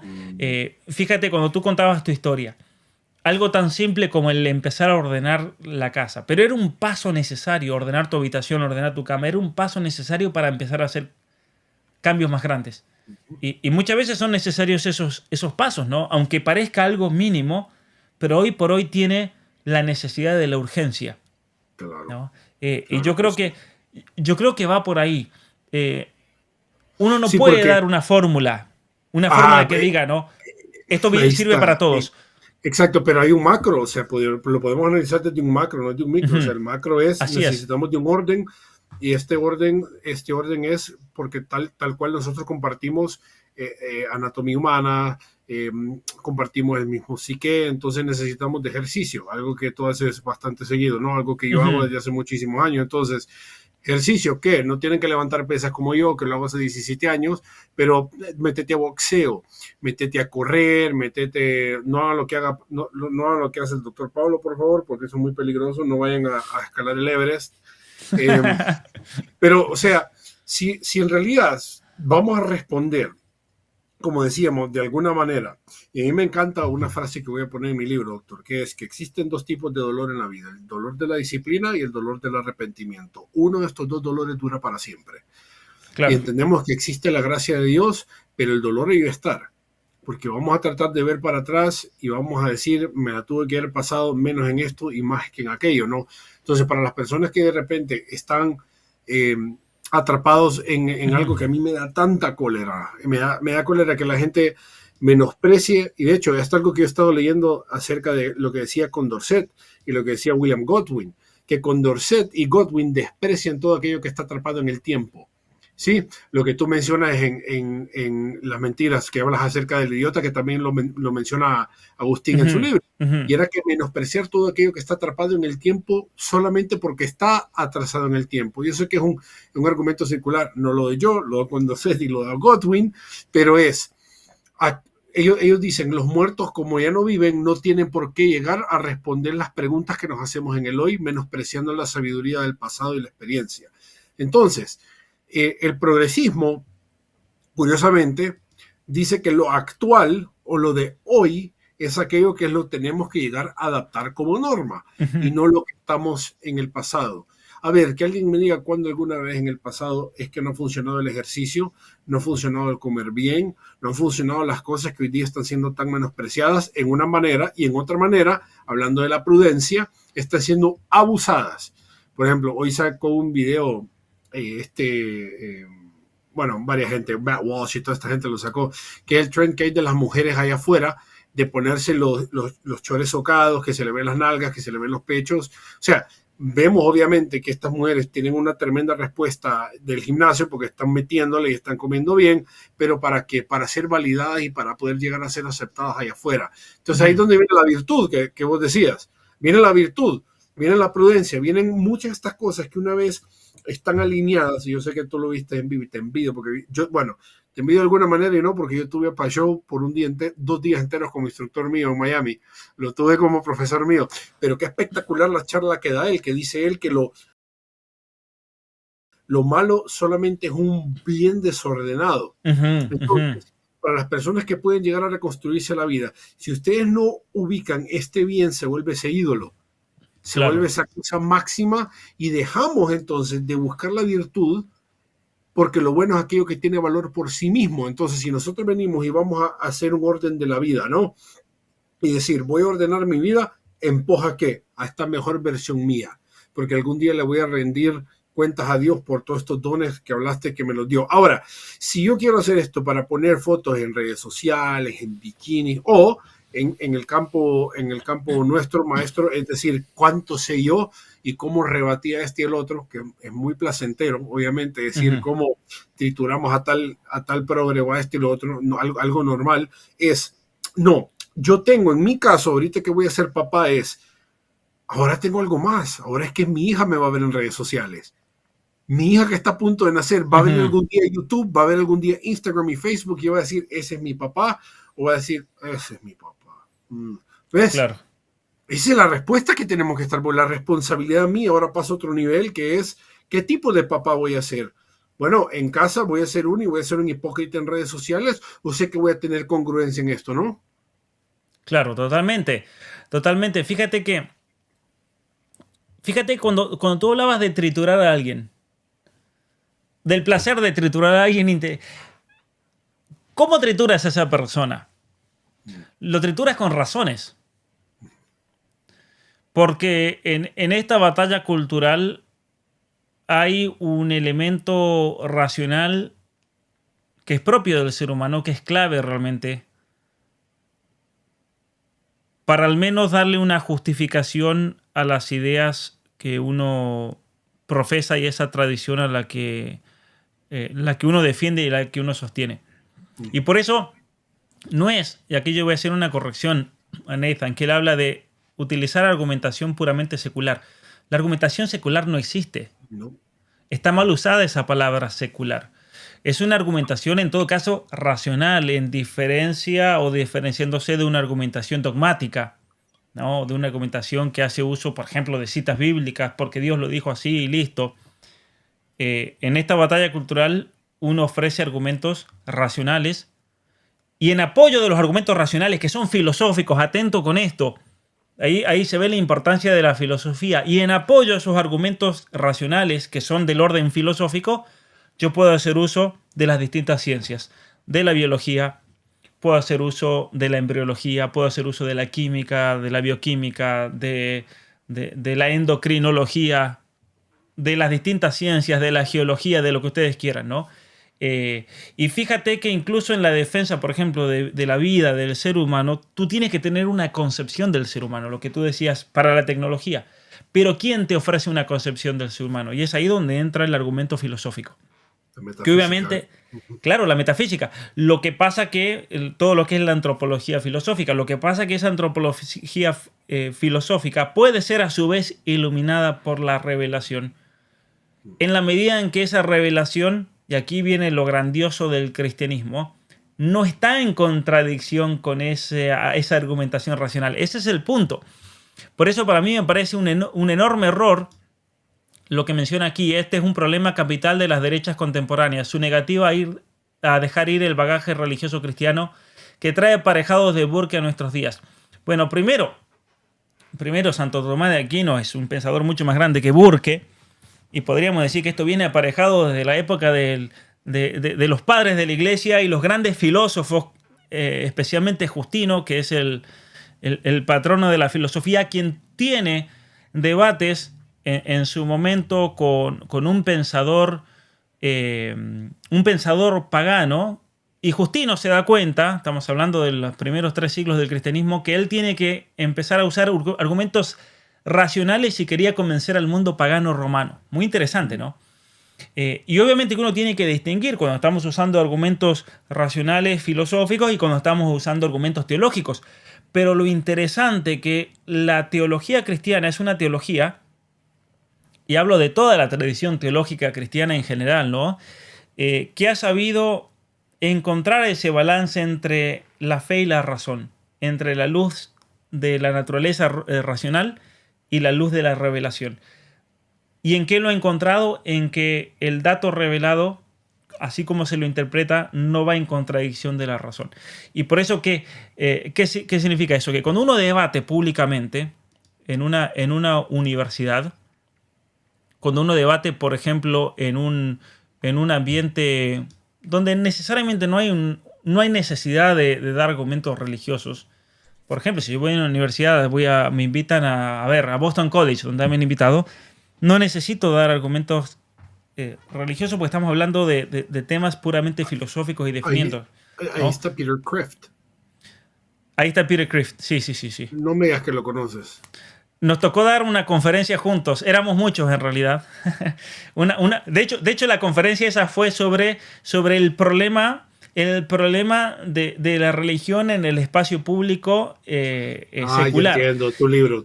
Y Okay. ellos me invitaron por mi doctorado. Entonces yo fui a hablar mi perspectiva del debate y cómo se debía dar ese debate y el tema de cómo uno tenía que tener la delicadeza, si uno venía de una posición religiosa, traducir esas ideas a un lenguaje donde el oponente puede entenderlas, porque puede ser una persona que no acepte, por ejemplo, la Biblia como una autoridad y listo, no pasa nada, porque es un argumento dogmático, pero entonces tenemos un argumento racional. Ahora, la diferencia con los progres, perdón, ¿y por qué los reventamos a los progres? Porque si voy a un debate con una feminista, yo le voy a dar argumentos súper racionales, metafísicos, filosóficos. Pensemos en el caso de Agustín Laje cuando debatió con Gloria Álvarez. Agustín dio argumentos filosóficos, metafísicos, una antropología aristotélico-tomista. Fue literalmente aristotélico-tomista.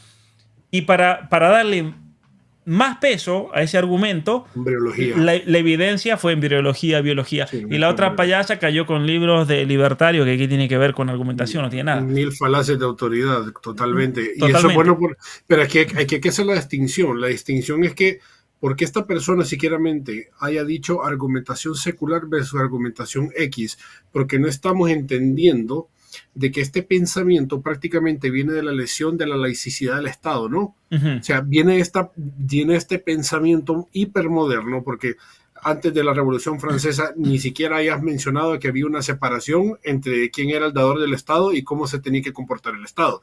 Era lo mismo, el Estado era, el Estado, llamémosle el Estado, lo que entendemos hoy, era religioso, ¿no? Lo que se llama teocentrismo. Pero el tremendo problema que está tomando Nathan ahorita es que asume que X discurso es secular únicamente porque se excluye de argumentación teológica. Claro. O sea, es como que digamos que existe ciencia cristiana y existe ciencia secular, pero solo existe razonamiento humano y ya estuvo, no existe algún tipo de argumentación X o Y. Pero este es producto de que si no se mete, por ejemplo, Génesis, Eclesiastés o Revelaciones, entonces automáticamente es secular porque no tiene un tinte religioso. Y ahí estamos cayendo en un gravísimo error, ¿no? Bueno, mira lo que dice ahí. Esto es muy bueno lo que dice aquí. Justino, reconocido como uno de los pocos pensadores del cristianismo primitivo que valora de forma positiva la filosofía griega. De hecho, ese es uno de los grandes aportes que hace a nuestra tradición occidental, Justino. Frederick Copleston era un profesor de filosofía de Inglaterra, jesuita, que escribió, ahí lo tienes tú, la historia de filosofía de Copleston es de lo mejor que hay. Lo mejor. Todos sus volúmenes es lo mejor que yo he leído. La tengo completita y la tengo allá arriba, por eso la tengo enfrente mío. Completita, tremenda historia de la filosofía. Es un libro que es una colección de libros que hay que leerla junto con el libro original. Es lo mismo que él dice, ¿no? Pero la pregunta para Nathan es, ¿por qué Nathan acaba de aclarar que es no teísta? Y entonces, ¿cuál sería el problema? Porque él dijo, el problema fue que se abandonó, dice él, el bagaje cristiano. Ese fue el problema. Pero ¿cómo va a ser un problema que se haya abandonado algo en lo cual él no cree? Bueno, yo creo que no, yo creo lo que él plantea es que, lo entendí mal. Yo creo que lo que él plantea es que no hay que traer ningún elemento religioso a la discusión pública. Pero yo no estoy de acuerdo porque es parte de nuestra tradición. Si tú dejas de lado, a ver, por ejemplo, él dice, aquí se ha hecho referencia a la gracia de Dios, al juicio final. En Laje difícilmente se ve esta clase de retórica. No, depende. Si Laje está en una iglesia evangélica, sí lo menciona. Pero más allá de eso, hay que tener en cuenta qué tipo de discurso estás comunicando. Porque una persona puede estar, y a mí me ha tocado dar conferencias, por ejemplo, en facultades de medicina, donde voy a hablar de cuestiones estrictamente médicas. Te voy a hablar con lenguaje propio de la neurobiología, de la endocrinología, para explicar todos los cambios, por ejemplo, que se puedan dar a nivel genético y hormonal y explicar cómo no existe una identidad de género. Y jamás te voy a sacar el Dios lo creó varón y mujer, por ejemplo, porque no hace falta hacerlo, ¿no? Claro. Pero dependiendo del contexto, uno tiene que tener en cuenta también una serie de elementos que han hecho a una cultura y una civilización y que no porque sí uno lo tiene que dejar de lado, especialmente con un público que sí le va a entender a qué se está refiriendo, ¿no?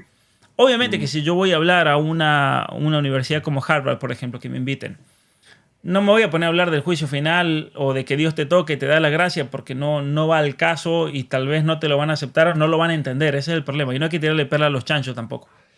Pero aquí sí estamos en un ambiente donde tú sí me vas a entender. Eso es lo que hay que entender dentro del contexto de esta conversación. Que por la educación o la historia personal de Luis, por su educación, por su trayectoria de vida, yo sé que él sí me va a entender si le hablo en esos términos. Ahí viene la clave, ¿no? Ahora, si hay una persona que después no lo acepta, bueno, lo lamento mucho, qué sé yo, ¿qué voy a hacer? A mí lo que me interesa es que tú me entiendas, Luis, porque yo estoy hablando contigo y mucha gente está escuchando. Y obviamente que mucha gente puede estar de acuerdo con todo o con algo no puede estar de acuerdo, no tampoco. Pero te cuento lo que dijo Nathan y siéndote bien honesto, a mí me han llegado esas críticas de parte de ustedes, prácticamente. Y es una crítica necia, pienso yo, no es una crítica válida. Uh-huh. Porque dicen, es que no citan o me dicen, es que no utilizan Biblia. O sea, yo entiendo que nuestra Latinoamérica es impregnada religiosamente hablando, ¿sí? Pero lo que yo quiero entender es, ¿por qué entonces le ven algo negativo? Bueno, porque se ha satanizado la filosofía, obviamente, en nuestra cultura, ¿no? En nuestra cultura la filosofía es del diablo y lo único que implica, y esto podemos hacer un caso histórico, ¿no? Desde la Reforma para acá. Uh-huh. Pero ahí es donde yo quiero decirle a las personas, y esto yo lo he dicho públicamente, lo que ustedes han hecho por Latinoamérica es más de lo que los Pastores Unidos han hecho en los últimos 100 años. ¿Tú crees? Si es que el despertar que yo he visto en los jóvenes, el despertar que he visto, vaya, hablemos, ahorita que estaba en Miami, que los voy a ver ustedes. Yo cuando yo hablé un día anterior en Miami, di una conferencia, entonces yo le dije a las personas del evento en Miami, dije, no, el boleto les dije yo, démenlo, cámbienmelo, no me voy a ir tal día, sino que me voy a ir el día siguiente porque unos amigos míos van a estar hablando ahí en Miami, cabal. Hablé ese día de mi conferencia y el día siguiente estuve con ustedes. Yo detenidamente desde que entré dije yo, venga, ¿qué necesidad hay de satisfacción epistemológica? ¿Qué necesidad hay? Jóvenes todos, y cuando estoy diciendo jóvenes estoy hablando menores de 40 años, porque somos jóvenes a la larga. No, muchos universitarios, universitarios. Morir y comprando los libros. Adolescentes. Exagerado, y lo vi, mira, hay algo interesante, que a mí no me importa, porque hay una crítica que también vi afuera, que no me parece una crítica válida porque me parece que no hay evidencia. Dicen, es que a Laje y a Pablo y a Miklos les compran los libros, pero no los leen, ahí los tienen de decoro en la parte de atrás. La primera pregunta que yo les hago es, ¿cuál es la evidencia para eso? Y imagínate qué interesante, me dice, es que son jóvenes. Con solo el hecho que sean jóvenes, yo puedo argumentar basado en una percepción general del joven que no leen porque solamente se la pasan en redes sociales. Muy bien, eso es una generalización apresurada. ¿Por qué? Porque tenemos que tener fe en los jóvenes, en primer lugar, y número dos, si estas personas se movieron del lugar para ir y ponen atención, y yo me estaba fijando, yo estaba en VIP, pero yo me estaba fijando y no tenía los teléfonos afuera, estaban así. Es verdad. Poniendo atención y así en esto, entonces esta es la excepción, ¿ves? Del conglomeradito que en realidad se la pasa estupidizado en TikTok y en otros lados. Entonces, no podemos meter a toda esta gente en el mismo saco cuando hay unos que han despertado. Y ojo, esto es importante porque estamos hablando esto al comienzo de nuestra charla, somos seres tribales. Somos seres que hemos pertenecido históricamente a comunidades. Entonces, cuando la atomización del individuo es tan densa hoy día que vemos y entendemos que se va a reunir gente mía, o sea, que estamos dentro de la batalla de la filosofía, uno le encanta ir a estos lugares porque dice, ahí donde pertenezco, ahí donde encuentro la identidad esa que me hace falta de la comunidad, no la tengo en otros lados, pero ahí me la van a dar, aunque seamos, ¿cuántos? 200, 150 pelados que éramos, y a mí qué me importa, si fueron 12 hace muchos años, ¿no? Entonces ahí eso, yo vi la gente, la tuya, ¿dónde eres? Y dónde. A mí me dio risa porque la muchacha de los boletos me dice, ¿usted es Eduardo Verástegui? No, Eduardo Verástegui. No, me dio tanta risa. Ahí está Ángel y solo le pude reír. Ay. No, ay. Pero mira, una cosa interesante cuando tú dices lo de los libros y cómo los jóvenes lo están leyendo. Cuando a mí me traen libros para firmar, obviamente que si los compraron ahí mismo en la conferencia uno no lo puede percibir, pero cuando los compraron antes o vuelves de un año, te lo muestran y están rayadísimos, están marcados. Hay gente que le pone cintitas, yo no soy de poner cintitas, yo sí los marco y los rayo todo, pero... Yo hago las tres. Cintitas por todos lados. Este es el tuyo, así es. Para que miren la... Mira, lo tienes todo ya. Ahí. Están las cintitas. Aquí leidísimo el libro. Yo hago esto acá también. Pongo las ciertas partes. Ah, mira. Sí. Me gusta, ¿no? Me gusta, pero aquí tengo las cintitas puestas. Sí. Mira, los libros míos están todos marcados, rayados. A veces, viste que termina la oración y en el margen. Siempre hay un margen. Y el margen muchas veces lo tengo todo escrito con ideas que se me ocurren.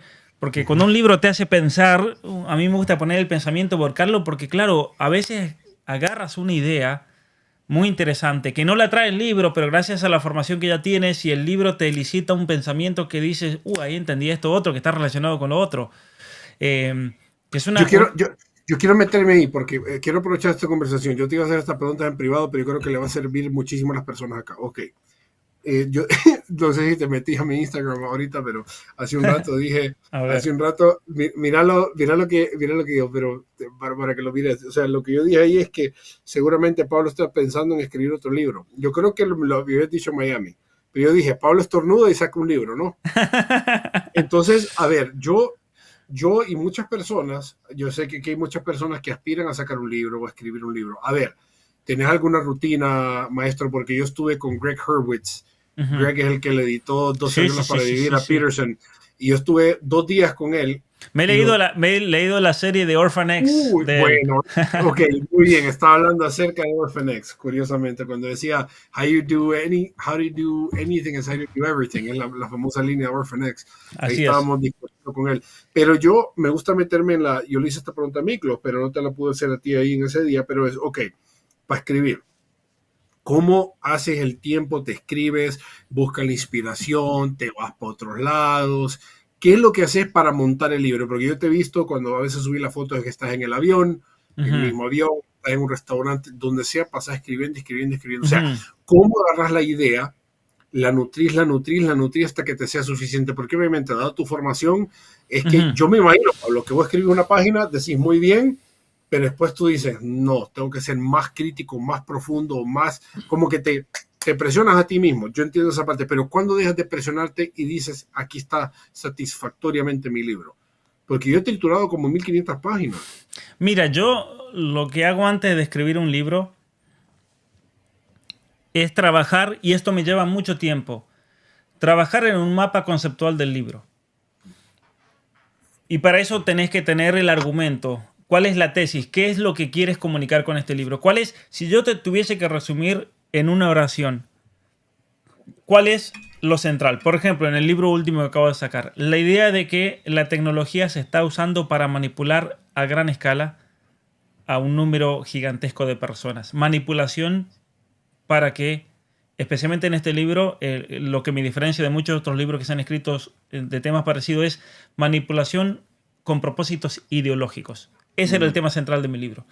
Y a partir de ahí, tienes que armar todo un argumento para apoyar esa tesis, que tal vez cuando comienzas, y eso le pasa a muchas personas, comienzan a preparar el libro y se dan cuenta que todo lo que encuentran les desvalida la tesis. En el caso mío me la fue profundizando aún más todavía. De hecho, después me empecé a profundizar y encontrar más cosas. Pero esa es la tesis principal. Entonces, primero tesis, mapa conceptual, y después decís, ok, el índice. Autores, después de ahí voy al índice.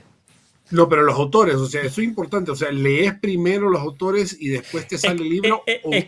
Las dos cosas. Es que ahí está lo otro también. Para empezar a hablar de un tema tienes que tener mucho conocimiento de antemano. para al menos poder crear un cierto esquema conceptual de un libro. Tienes que tener ya bastante conocimiento de dicha literatura. Entonces, por ejemplo, cuando uno va a la universidad y tiene que hacer un doctorado en filosofía política, uno puede empezar la universidad sabiendo qué tema va a tocar, pero uno puede empezar no sabiendo qué tema va a tocar, pero empieza a leer todo lo que puede. Y a partir de todo lo que has leído, empiezas a encontrar huecos, ¿no? Fragilidades dentro de la estructura intelectual y decir, eso hay que tratarlo. O este punto no se trata. Y encontrás una beta.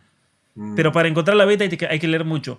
¿Por qué? Y eso me lo decía un profesor de Washington, realmente una persona genial, Robert Sokolowski, el representante de la fenomenología. Y él decía, hay que leer mucho porque puede llegar a ser que termines escribiendo sobre alguien que otro lo dijo y lo dijo mejor que ti. Y ahí moriste. Y ahí moriste, porque si ahora sale una persona a decir, tengo 12 reglas para la vida, me acabo de inventar 12 reglas para la vida. Capaz que es un libro genial, pero ya fuiste, porque ya Jordan Peterson escribió sobre eso y nadie te va a prestar atención. No te van a dar bola, como dicen en Argentina. ¿No? Entonces uno tiene que tener un conocimiento profundo dentro de esa temática. Y para eso hay que especializarse entonces. Sí o sí hay que tener un cierto nivel de especialización. No una especialización que te limite, porque eso tampoco me parece bueno. Es bueno tener una visión general de distintos temas, pero sí especializarte mucho en, por ejemplo, cuando yo escribí el libro de ideología de género, yo me metí en todo lo relacionado a las cuestiones de género y de medicina, de psicología relacionada al ser humano que rondaban dentro de la ideología de género para poder producir una obra así. Requirió de mucha literatura y mucha investigación. Pero tenía una ventaja cuando yo escribí ese libro. Y era que, ¿cuántos libros se habían escrito sobre ideología de género? Uno. Sí, con suerte. O que lo tocaban indirectamente. Agustín había sacado uno, pero era más que nada una crítica a toda la literatura, tanto de la nueva izquierda, feminista, queer, muy importante, obviamente, lo que hizo. Pero desde el punto de vista, un libro que trate toda la cuestión psicológica. Había muchísimos artículos científicos y publicaciones, pero no había un libro. De hecho, el primer libro que sale. Entonces tenía un camino virgen. Descubrí una beta enorme que la tenía servida. Ahora, si quieres escribir un libro sobre el aborto, y va a estar más complicado porque hay mucha literatura al respecto. Igual sí hay betas todavía. Yo hay betas que me parece que las he visto y están ahí para hacerlas. Pero se ha escrito mucho sobre ese tema, se ha escrito mucho sobre la eutanasia, se ha escrito mucho... ¿A qué voy? Que corres el riesgo de ser repetitivo y decir algo que otro ya lo dijo. Y no vas a ser original. Y por lo tanto, vas a aprender mucho igual. Yo no digo que no lo tenga que hacer una persona. Pero no vas a tener el impacto que tal vez podrías tener si encuentras una beta donde realmente hay terreno virgen. Y, niche. Claro, y vienes a dar una explicación realmente y que la gente diga, ahora entiendo este problema. Cuando tú a la gente le ayudas a entender, ahí está la diferencia. ¿Por qué tú crees que mis 3 libros, y se puede decir lo mismo del libro Neventes de Miklos, que es tremendo ese libro, se puede decir lo mismo de Batalla Cultural, en su momento el libro nuevo de la nueva izquierda. ¿Por qué fueron libros que han triunfado tanto? Han sido bestsellers totales, sin haber tenido el apoyo de las grandes editoriales, de librerías. Ahora sí tengo HarperCollins con este tercer libro, pero los otros 2 no. ¿Y cómo puede ser que teniendo las librerías en contra, las cadenas de distribución que no me apoyaron nunca, sin embargo explotaron en el mundo hispanoamericano y en todos los países fueron bestsellers? ¿Cómo puede ser eso? Porque ofreciste algo, me parece a mí, que explicaba una realidad que nadie la estaba explicando. Y se impuso solo, ¿no? ¿Cómo puede ser que Jordan Peterson explotó a un nivel, ya es otro nivel eso, lo de Jordan Peterson, vender 10 millones de libros, lo que hizo con el primero?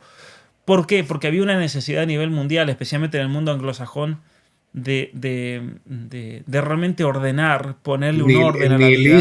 El nihilismo estaba en su apogeo. Y nadie lo sabía identificar, y las causas y los problemas, y desde el punto de vista psicológico, cómo podemos hacerle frente a eso. Y él dio una respuesta con 12 reglas para la vida. Y realmente 48, 24 ahora, ¿no? Bueno, después la que tiene que ver con el caos, realmente es una fue un aporte sensacional, por lo cual se terminó imponiendo solo por propio peso, ¿no? Y ahí está la gran diferencia. Entonces, yo por eso cuando una persona me dice, yo quiero escribir un libro, la otra vez vino un joven de Ecuador, cuando estuve en la feria del libro, quiero escribir un libro como tú, me dice. ¿Y cuántos libros has leído? Le pregunté. Bueno, he leído uno de este, otro, o sea, 3, 4 máximo. Y no es para menospreciar, pero yo antes de escribir esos libros me he leído fácil 1000 libros. ¿Me entiendes? Y miles de artículos científicos que te dan esa posibilidad de decir, bueno, voy a expresar. Entonces, lo que yo le dije a él es, mira, tú vas a tener solamente una posibilidad para hablar. Una.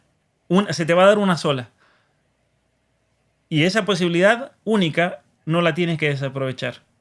Entonces, si tú vas a decir algo que no le va a causar ningún impacto a esa persona, esa posibilidad la perdiste y a esa persona la perdiste para siempre. En cambio, si tú te formas y pasas 20 años estudiando, sacas títulos, estudias, lees y recién abre la boca, ahí sí vas a causar un impacto. Muchas veces es mejor esperar. Porque hoy en día todos quieren ser influencers, todos quieren ser youtubers, todos quieren estar en la batalla cultural, que está muy bien, pero hay que saber dónde está parado uno también. Porque vas a desaprovechar esa oportunidad. Porque mira, yo en todos estos años he visto a muchos influencers salir y decir, voy a empezar a hablar sobre este tema, sobre aquello, chicos jóvenes que empezaban y a los 2 o 3 meses ya desaparecían del mapa. ¿Por qué? Porque se quedaron sin gasolina. Era obvio que iba a pasar. Y son muy pocas las personas que logran subsistir en esto, porque son las personas que tienen realmente algo verdadero para ofrecer. Por ejemplo, yo traigo a alguien para hablar al canal. Lo peor que te puede pasar es que la otra persona se quede sin gasolina. Por ejemplo, ahora estamos hablando y podríamos estar hablando 1 hora más. Aquí nos quedamos hasta las 5 de la mañana, claro. Pero porque tienes algo que ofrecer, ¿me entiendes, Luis? Y esa es la diferencia de quién subsiste y quién en esta batalla se convierte en un mero espectador. Que no está mal en ser un espectador y compartir. Pero no es tarea fácil, yo creo, el enseñar. Porque para enseñar tienes que estar formándote constantemente. Porque el día que te dejes de formar, el día que dejes de leer, vas a perder. Vas a perder la innovación, vas a perder la creatividad, vas a perder esa habilidad de aportar algo a todo esto. Y eso requiere de mucho estudio, requiere de mucha actualización. Hay gente que cree que uno por tener doctorado ya estudió, ya tiene el título, se acabó. No, señores. Uno tiene que seguir estudiando al mismo ritmo que cuando estudiaba en la universidad. ¿Por qué? Porque si no sigues estudiando y profundizando, vas a caer en la superficialidad intelectual o en lo que yo llamo la pereza intelectual, que es el gran problema también de las universidades hoy en día, porque no solamente tienes profesores que ideologizan, sino que tienes a profesores, maestros, maestras que son perezosos intelectualmente. Y eso es lo que explica por qué reciben un libro de la Secretaría de Educación Pública en México y simplemente repiten la basura ideológica que les dan, porque son perezosos. ¿No? Ok, y las personas que bueno, pero está bien ser espectador. Yo fui espectador muchos años y de hecho y muchas personas les puede llegar a pasar algo que se llama, bueno, podemos aplicarlo ahorita, se llama el imposter syndrome, el síndrome de impostor, ¿no? Que comienzan a hacer videos, pero no suenan tan bien como los de, qué sé yo, Douglas Murray, o no suenan tan bien como los de Ben Shapiro, o qué sé yo. Y las personas cuando llegan a caer en el problema de compararse, están negando a la vez el compararse que ustedes no son únicos. Y ahí tenemos algo muy importante, porque en realidad tenemos algo que ofrecer para todo tipo. O sea, yo no me voy a llegar a comparar con X o Y porque yo tengo ciertas cualidades o ciertos aspectos que X y Y no los tiene ontológicamente hablando. Por ende, por más que patelee y por más que hable y diga, no los va a tener. Por eso es que rechazamos la ideología de género, porque no podemos llegar a alterar la esencia, ¿sí? O sea, el aspecto operativo tal vez sí, de alguna manera, ¿no? Pero no podemos llegar a nosotros alterar quiénes somos. Y yo creo que de ahí parte el gran gane de ustedes. Y por cierto, vale la pena mencionarlo. Yo cuando veo en cuanto a lo que estábamos hablando, y yo nunca había hablado a Javier, nunca había escuchado hablar a Villamor. Lo había visto en redes, ¿no? Y todo, pero yo nunca lo había visto él como el temple de él, la amabilidad, la dulzura, la clase que tiene para hablar. Por ejemplo, hace poco que conectamos en redes, yo le dije, lástima que no pudimos intercambiar palabras, pero yo me di cuenta en ese momento, hay tanto que podemos llegar a ofrecer todos. Así es. Pero si dejáramos de pensar que somos y vamos a ser mini Pablo, mini Miklos, mini mini lo otro, mini Peterson, es que no. Y sabes, Pablo, yo estuve y tuve el honor de estar con James Orr. Yo sé, ¿tú lo conociste ahorita? Sí, estuve ahora con su esposa incluso también conversando. Sí, de la Universidad de Cambridge. Ajá, yo estuve con James Orr en febrero. Estuve en 3 días con él. Estudiamos a Platón bajo él. Experiencia esa. Sí. Me cambió la vida.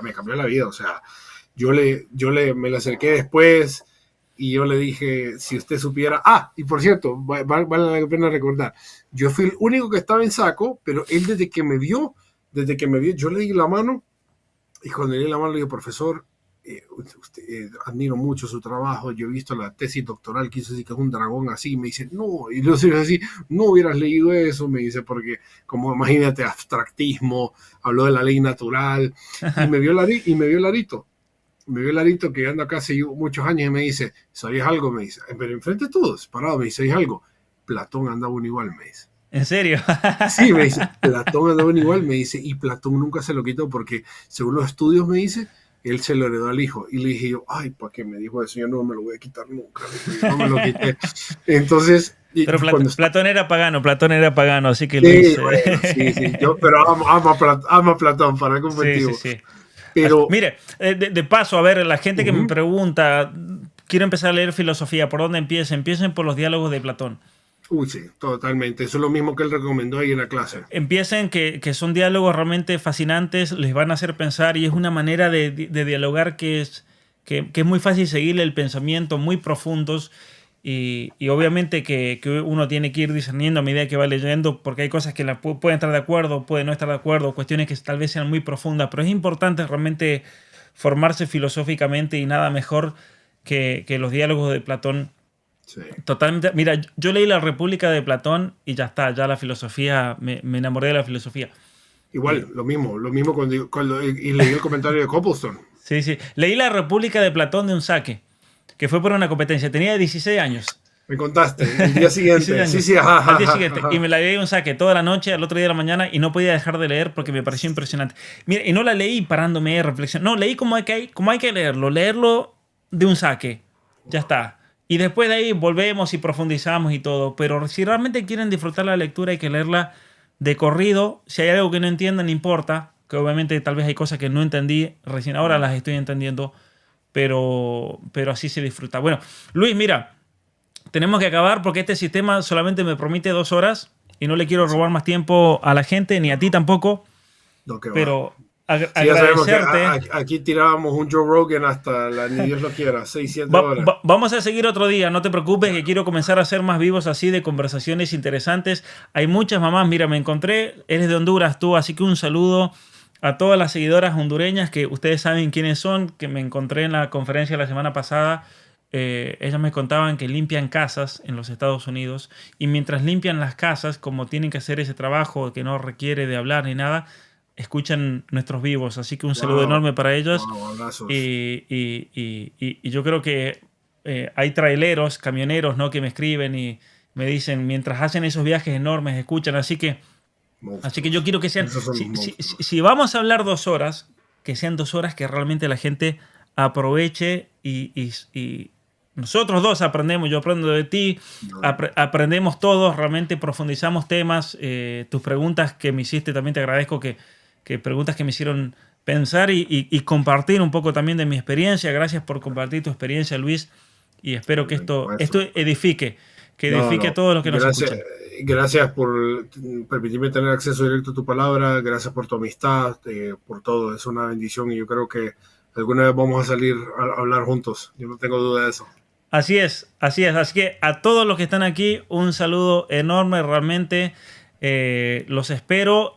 Quiero avisarles también que estoy dando el curso sobre mi libro Apaga el celular y enciende el cerebro. Para todos los que me apoyan por Patreon en agradecimiento, suscríbanse y de paso apoyan con mi trabajo pueden tomar este curso. Ya recién vamos por la sesión 2, así que las sesiones que ya se hicieron las pueden recuperar. También les aviso, Luis es de Honduras y tengo invitación para ir a Honduras. Esperemos si se concreta para fines de enero o principios de febrero. También alguien preguntaba sobre Venezuela. Saludos enormes. Y también tengo invitación este año, si Dios quiere, que viene, voy a ir a Venezuela.